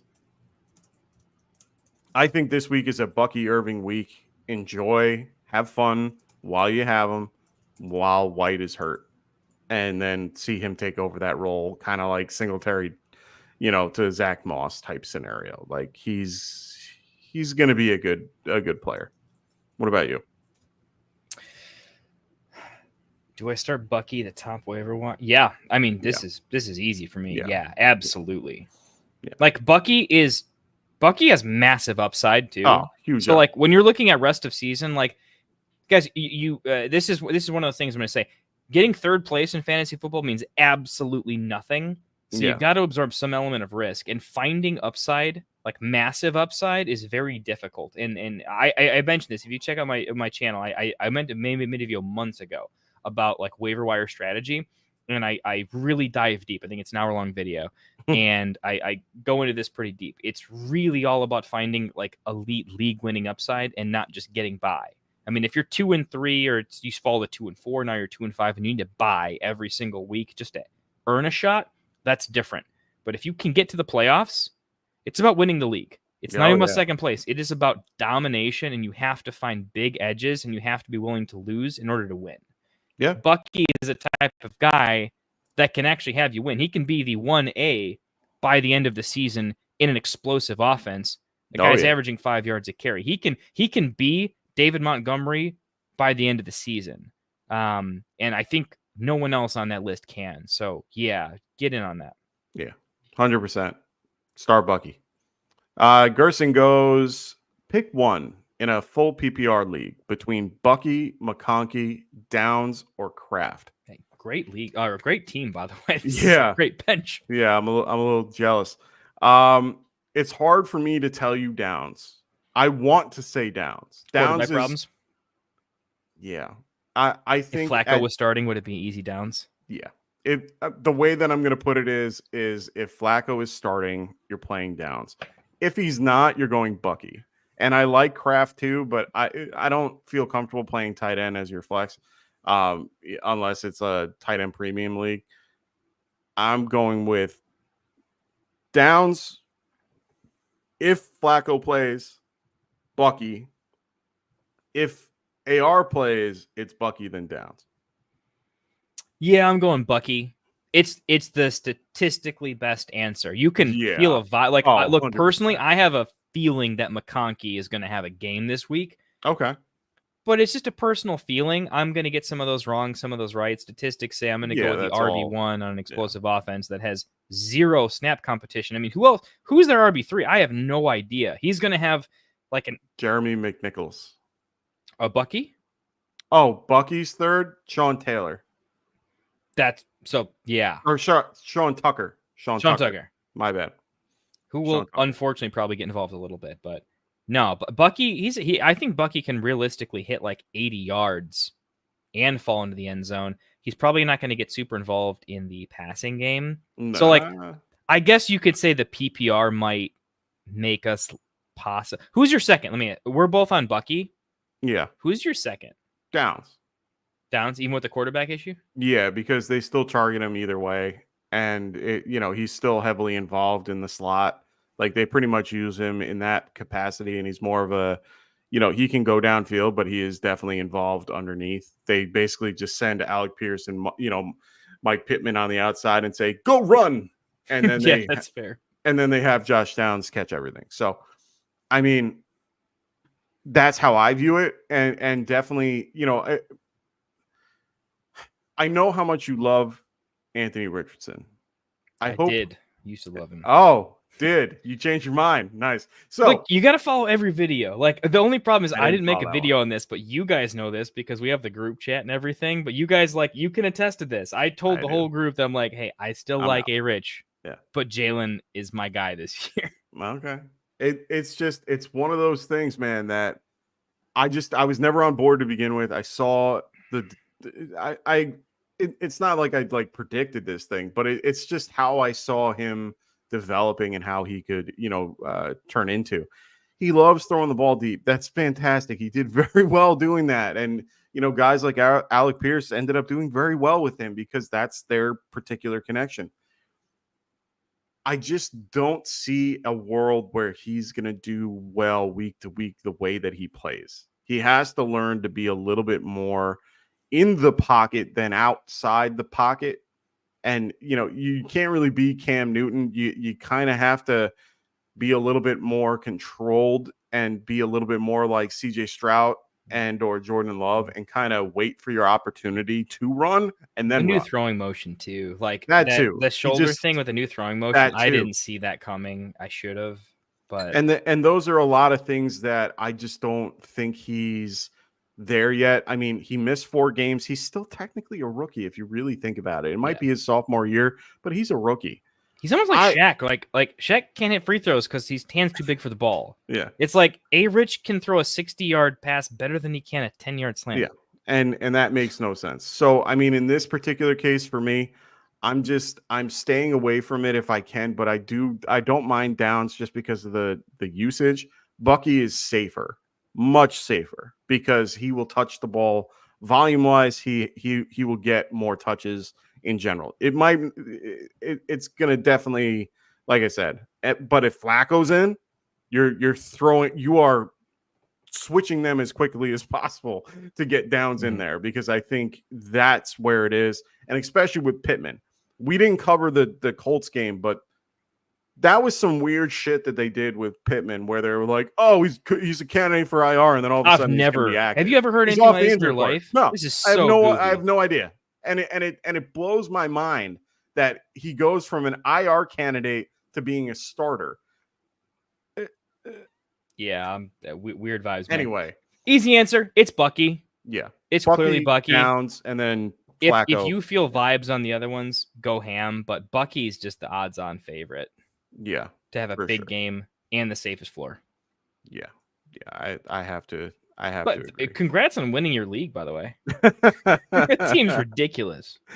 So Dusto goes, excellent news for Bucky owners. Wonder if I should start Bucky over Dobbins. Ooh, That's a good question.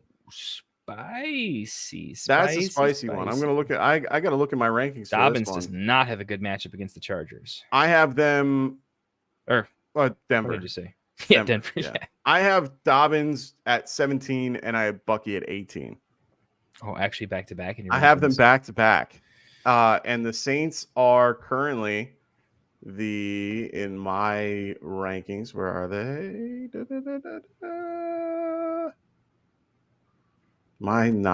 they are. 13th against the running back so far this year.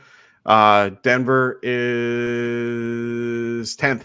So these are two very tough matchups for both running backs. Gus Edwards is out. I'm gonna lean Bucky slightly. I'm leaning Bucky, dude. Yeah, I have to lean Bucky, unfortunately. I think Dobbins I'm is playing Dobbins more everywhere, though. explosive. Yeah. But and he's more involved in the passing game. Bucky looks really good. Like he looks really, really good. Here's my caveat. Half PPR going Dobbins, half PPR Bucky, full PPR Dobbins. Yeah, Dobbins does have some usage in the passing game. He's a decent dump off. He's not going to get like 5 to 6, but I think he can get 3 to 4. I think that's a really, really good point there. Yeah. I'm generally leaning Bucky because I also think Dobbins still is going to split some work, and that team's overall offensive output and their offensive ecosystem is worse than Bucky. I tend to take the running back that's on the team that's going to have more red zone opportunities as well, given that he's the clear red zone guy. So who would you bet scores a touchdown between the two? I would take Bucky personally, and I think that's a big swing. Yeah. The only thing that I would look at as well is the over-under for these games. Like we didn't cover the Chargers, but it's 35 and a half over-under. I mean, that's wow. That's pretty low. That's very low. So, I mean, if you really don't want anything in that game, I understand, and then go to Bucky. It's complete. Like I said, for me, the half PPR and the PPR are the two things that are kind of throwing me off. If I knew that it was either or, that's my answer. So, you didn't put the fuller half. So, make sure you guys do that. If you guys are throwing questions in the chat, make sure you guys do that. Please make sure you guys get your questions in. We are only going to be going until 11 o'clock. We have a hard stop at 11. So make sure you guys throw your questions in the chat. If you want us to get to your question right away, make sure you guys use that super chat and we will get to it right then and there. Smokey the Cat, what's up, brother? He goes, what's up, guys? Who to play, Chase Brown or Bucky? Bucky for sure for me. Okay. I have Bucky at 18, Chase it at 20, going against the Giants. It's an I'm just concerned that like one player was fully cleared and he's gonna play, but I think that injury is gonna What if it's a blowout? Like if he was healthy, I don't think it's gonna be a blowout. I think people are underestimating this game a little bit. I don't think it is either. I'm just saying like 47 over under with a 3.5 point favorite going to the like range of Bengals outcomes is all I'm saying. Like if they're comfortably leading or by one score, why would you run out the guy that's potentially limping along with an injury? Oh, 100%. But so is Zach Moss. I mean, Zach Moss is hurt and he's still going to play through it. I mean, they said that he's expected to play as well.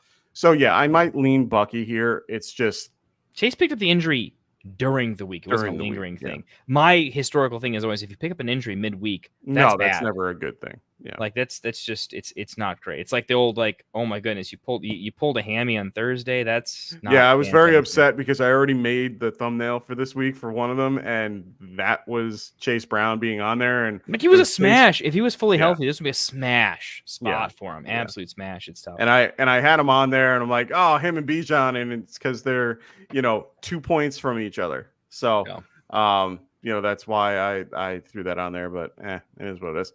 Cap for life. What's going on, Cap? He goes, ladies and gentlemen, he goes 14-team PPR league, flex spot, Gibson, Mitchell, AD Mitchell, Dalton Schultz on the Texans. Thoughts on Vidal? I have J.K. Dobbins. Okay, cool. So first and foremost, it's Gibson. There's no question. No I don't question. think either one of us is going to have It would that. have to be a full point tight end premium, which it's not. Yeah. This is a smash, Gibson. Yeah. For Vidal, I like Vidal overall. He's going to definitely be the second guy, maybe, because Patterson beat him out a lot in camp. Vidal is a good pass blocker. Not a good pass catcher. But yeah, and he's a big dude. He's more of a pounder than anything.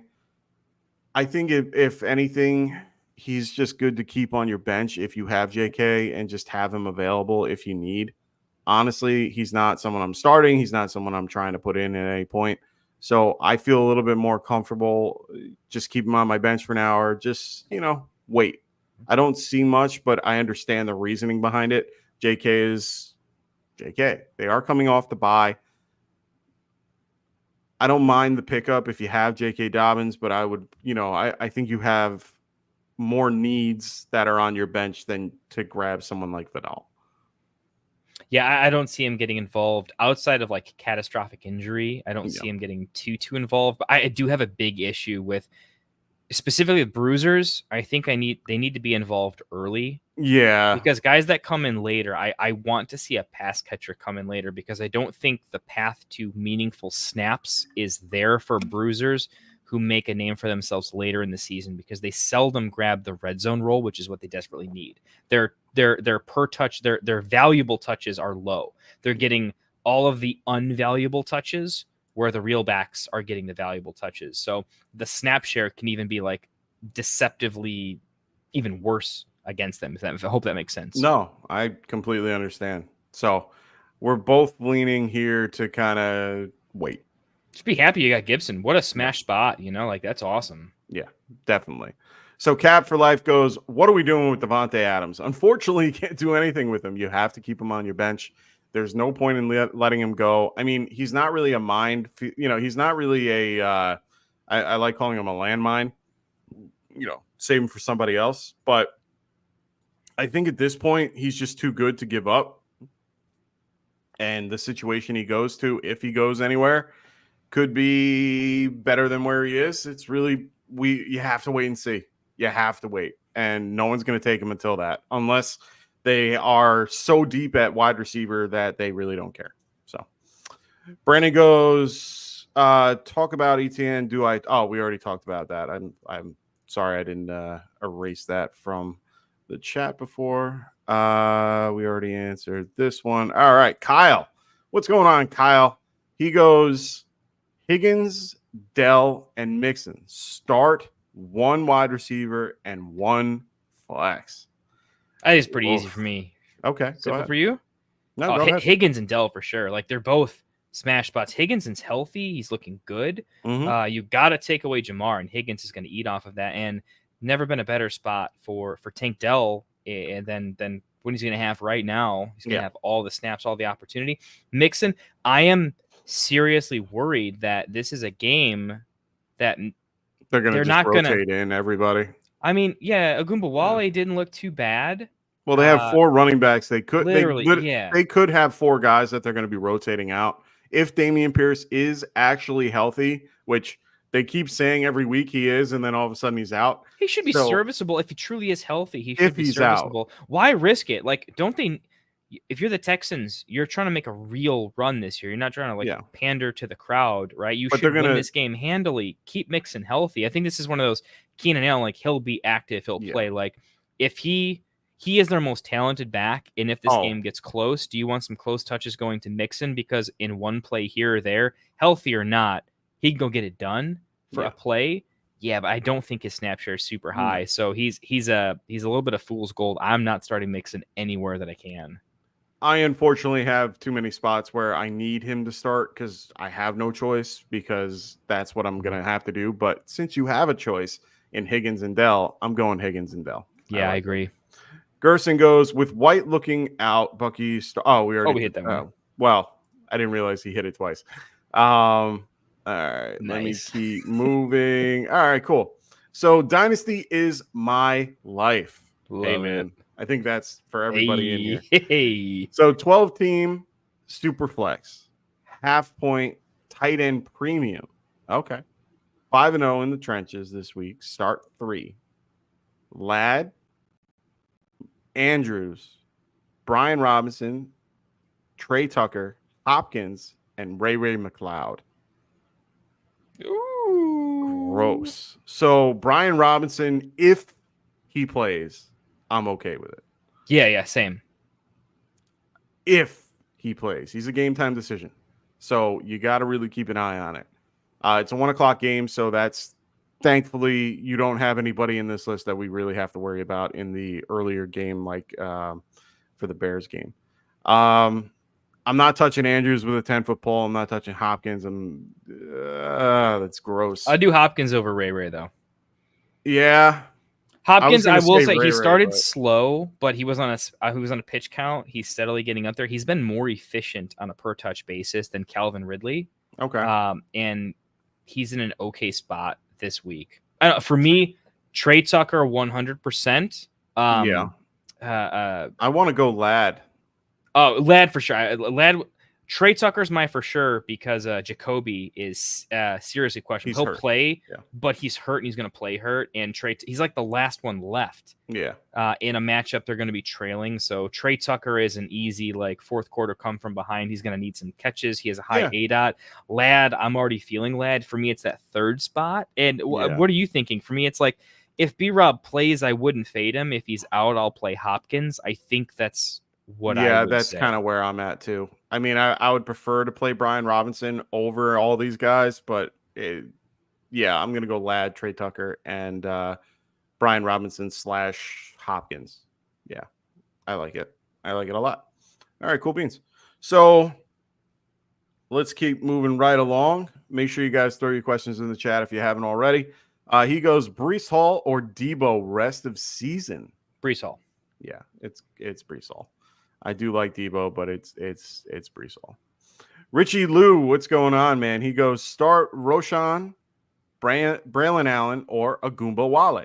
You guys keep getting PPR. tougher with these. Hey, man, these are the bottom of the barrel guys, and they need a win. I don't blame them, dude. I love it. This Allen. is the same pain I go through in my own lineups. I'm so glad hearing that other people have the same torturous tiebreakers that we 100%. have to all the time. I got an answer, but I want to hear yours first. I'm going Allen. Yeah. Going Braylon Allen? Easy. Done. I'm going to go crazy. I'm going to go Roshan. Okay. I think Roshan falls in the end zone again. I think he scores twice. Not twice, but the matchup's so good. Like I think is. Jacksonville is god awful, and my Bears are starting to get better and better. And Roshan is a good running back. Okay. And I think he's going to earn a little bit more. So sadly for Swift can like run a 99-yard, fall down at the 1 because life hates him. Roshan will fall in. But yeah, I like Roshan, but it's tied between him and Braylon now. It's really close. Okay. All right. Fair enough.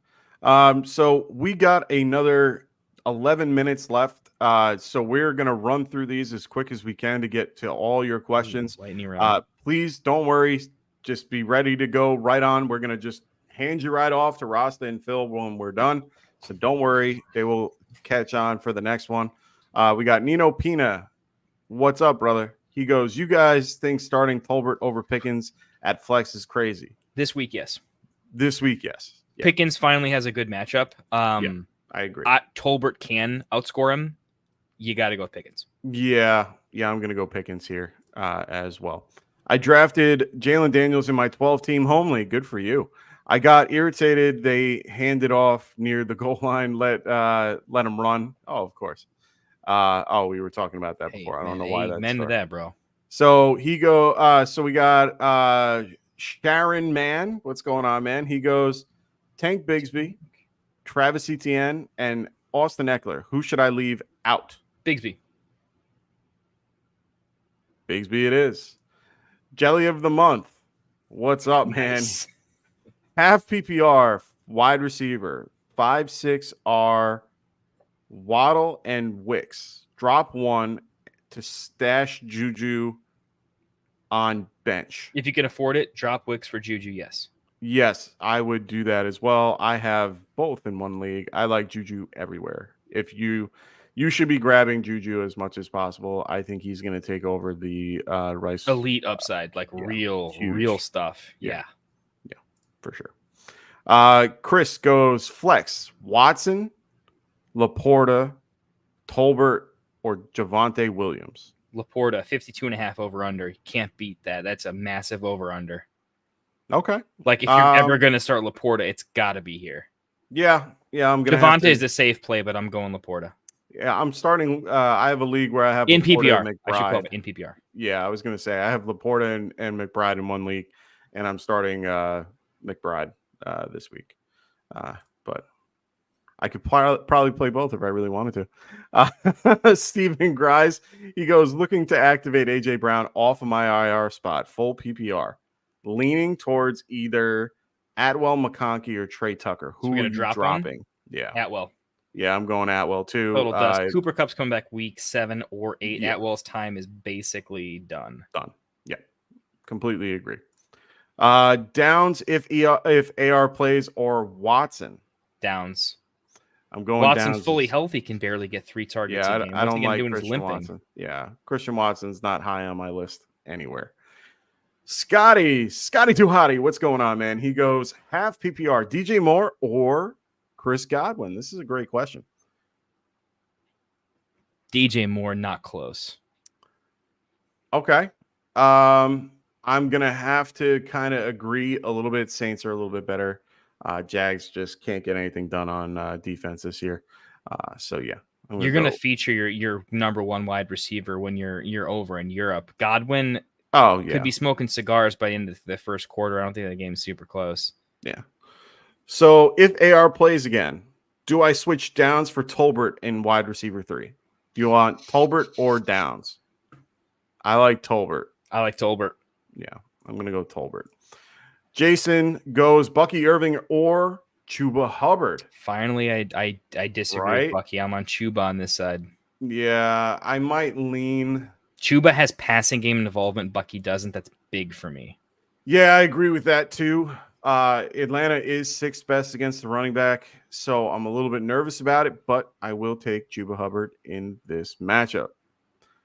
So, Naren Nair, what's going on, man? Great to have you here. He goes, this one made me laugh a little bit. Darius Slayton or Mike Evans. I'm going to tell you right now, I don't care about the matchup against Marcus Lattimore. It's Mike Evans. If you play Darius Slayton over Mike Evans, I might be upset. Look, Slayton is like a legitimate, he can do some things. Yeah, but not. I like Slayton. I own him more places than I care to admit. No. He can also catch 3 passes. Yeah. That floor is way too low to risk. Yeah. No, I'm sorry. I'm a Giants fan.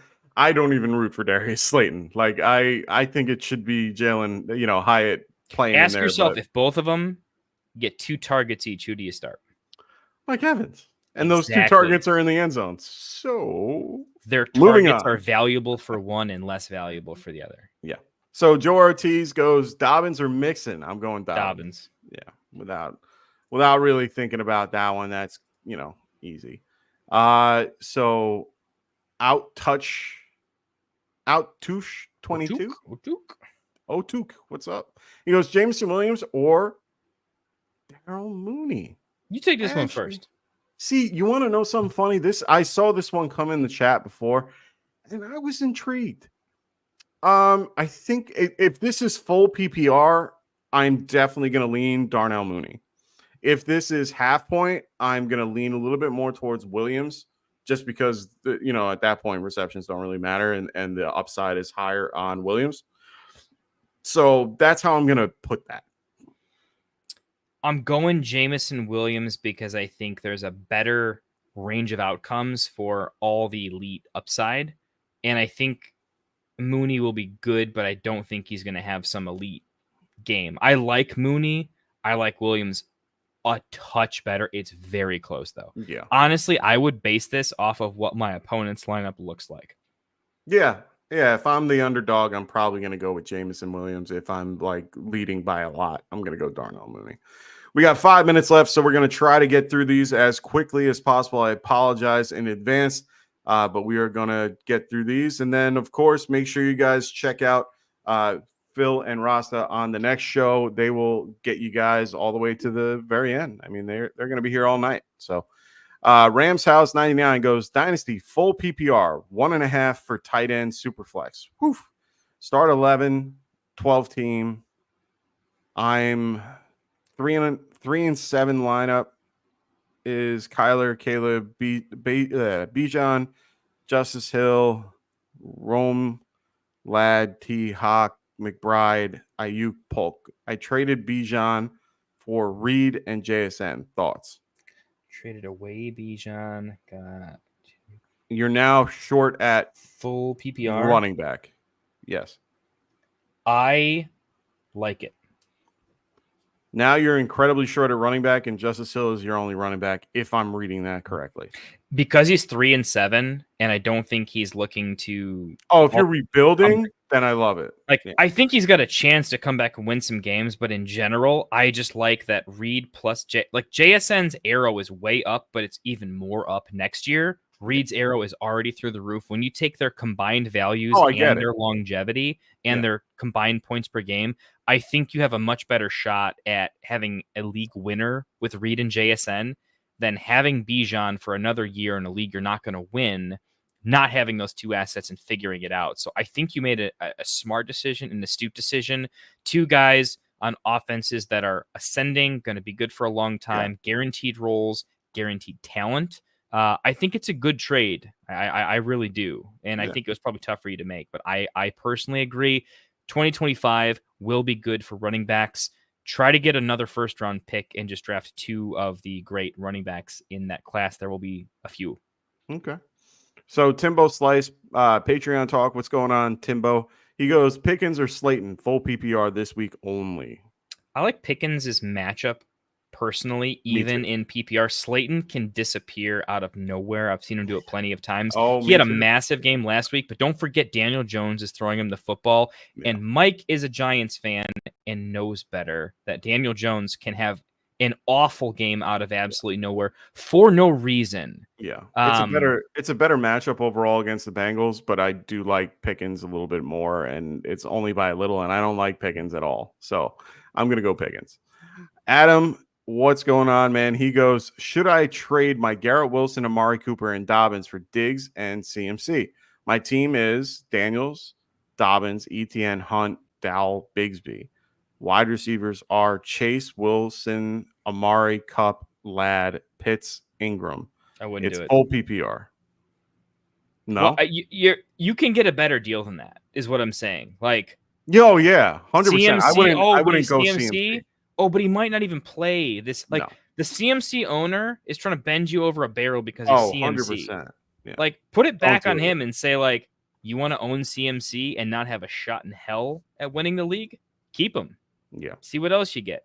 Yeah. Throw it back at him. Like, this is one of those, you are in the power of the negotiator. He has CMC, and unless he's like 5-0 and is trying to like work around that, put it back on him. You can leverage for more here. Yeah. 100%. 100%. James Williamson, what's going on, man? He goes full PPR flex. Tank Dell or Wan'Dale Robinson? Tank Dell. Giants fan, man. Yeah, I was gonna say it's still tanked for me though. Yeah, I didn't even have to read your mind there. Saucy Boa, what's going on, man? He goes Tyron Tracy Jr. or Javonte Williams. Appreciate it. I'm going Tyron Tracy if Devin Singletary is ruled out. It looks like he is going to be a game time decision at this point. They said he's trending in the right direction. But I'm going to say Tracy. Same. If so-and-so's out, yeah. So start 3, DJ Moore, CeeDee Lamb, Marvin Harrison Jr., T. Higgins, Brian Thomas Jr., Drake London. Start the first 3 that you listed. Amen. Yep. I'm sorry. They're all the best, and they have the best matchups. Yeah. So 100%. Yeah. These are going to be our last questions, so make sure you guys stay tuned. We have 5 more left, and then we will be handing this off to Rasta and Phil. Thoughts on Jalen Tolbert and Juju moving forward as a decent flex option? Juju is a perfect flex option. I love it. I'm doing it. High-end flexes. These are elite. Yeah, flex he's options. a wide receiver. 2 Both or of them. 3. I like Juju over Tolbert by a hair Me too. personally, but I think they're both pretty elite. Juju is more talented. Building whatever. Building. In a dynasty rebuild, are y'all holding on Gibbs or selling him high? You're not even selling high on him yet. No, You haven't seen I'm the not best yet. selling him. You're holding and because the high comes when Monty loses a step and he becomes CMC light and scores 20 points a game, not 16. You're 100. still holding. You can sell high, but you're not selling high enough yet. Hold. Look at dynasty in a 2 to 3 year window. In a 2 to 3 year window, Gibbs gets better in a year. Yeah, 100%. You can still sell, but wait a year, bro. I'm not getting rid of Gibbs, and I wouldn't unless I'm getting a freaking steal. Tyrone Tracy, Chase Brown, or Najee Harris. I think we both agree that it's Tyrone if Singletary is out. If Singletary 100%. plays, I'm going as Harris. ugly as it is. I think I'm going Najee just because I hate the Chase Brown injury and weird things can It's happen. unfortunately, and I would have told you Chase before the injury. Heard. Yeah, agree. So Nick goes, should I trade Worthy, Zay, and Wicks for Tyreek Hill? If you No. can get that deal done. Oh, you do it? I would. Heartbeat. I don't trust Tyreek yet, and I think Worthy gets better. as the You're year buying. goes on. You're buying the dip. I'm taking it. It's Zay Flowers, right? Yes. I'm assuming so. I think Zay Flowers rest of season is above Tyreek straight up. Yeah.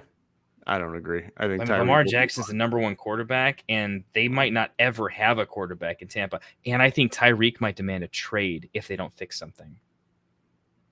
Okay. Tyreek can go retire and do the podcast thing, man. He doesn't give a shit. 2 more years. If you told me real quick, if you told me that they have competent quarterback play at any point in the season, yes, but I'm seriously questioning if they ever get it.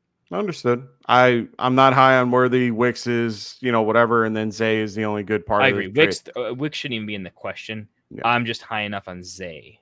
Yeah, understood. Fair enough. I couldn't do it. Kendall would. I could look bad though. I could look real bad there. So last question on our particular night. Please stay tuned. We're gonna hand you guys off to Rasta in the chat. He goes, yo, this is Andrew Burwell. He goes, yo, do I start Singletary? Oh, there he is. Do I start Singletary, Tyrone Tracy, or Gibson if Cook is out? So that's going to be a harder question because you need to know if Cook is out and he plays Monday night. Right now, we are under the impression that he might be a game time decision at this point. I see him as a game time decision. I think I'm going to roll with Gibson, and I don't really like it. He's the safest play. Don't get caught being cute and get screwed. Gibson's already in a good spot. Yeah. What's up, CEO? Fearless leader. How you guys doing, man? Did you Just enjoy had the to come show? across the show a little bit. Yeah, no, it was great listening to you guys, getting everything ready. And I just want to let you know we're ready when you guys are. So finish up your questions, and we'll see. We're all done. We just wrapped it up. We did. Oh, say what? Look at you guys. Right. We've been working hard on it. There you go. Hey man, All big right, shout well, you out guys- to our boy Thomas. By the way, I think $4. hit the trifecta. I think it was 3 super chats. I don't Yes. know. Oh, Thomas, appreciate you, Thomas. you're the freaking man, dude. Yeah, we Andy appreciate even you. stopped Thomas. listening after all that. Well, No, you he can says my listen back earpods to it. died and I had to stop listening at work. Just heard your comments about Tolbert and Juju. I like it. Hey man, I love it. I love the dedication, guys. I really Thomas, do. I want to see you in the mock drafts next off season. Yes, All right, man. I want to please. see you with the rest of us degenerates, Mock like draft on a nightly tourney. basis, baby. Yeah. Oh, yeah. So make sure you guys, if you haven't already, check out the description below. We have our sleeper channel in there. It's a private Let you guys sleeper wrap it group. up. Later, brother. See you guys soon. We have our sleeper channel that's in there. That's private. That's a fun group of guys. All these guys right here, if not more, are always in there. So make sure you guys check that out. We're always talking football in one way or another. So make sure you guys check it out. Make sure you guys also check out our other channels as well. We got Phil's channel, The Extra Point, as well as this guy right over. I'm somewhere. Yeah, you're behind. I'm here. The thing. At the Fantasy Football tab. There he is.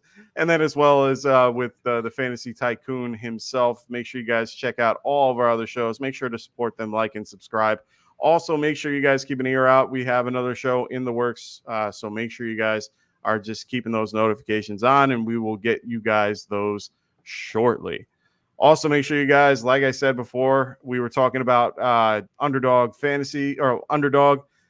Make sure you guys check out Underdog. Use promo code GetRight in those states right there, and they will help you with 50% deposit. So make sure you guys, they will help you out 50%. You put in 10, they'll give you 20. Several of our shows every week. 10, we're going 5. over good bets. So Yeah, you we've been can doing play good with along that. with us if you're new, and we'll have fun together. Yep. And make sure if you're new to the show or new to the channel, make sure you guys check out all the other shows that we have. They're all listed here. Make sure you guys just pause it. I'm just trying to do this real quick. We have shows every night, Monday, Tuesday, Wednesday, Thursday, and Friday. We got multiple shows on, for a few of them. So make sure you guys check us out every night. It was great having everybody here. So thank you for everybody in the chat. Joe, Thomas, thank you again for your contribution. We really do appreciate it.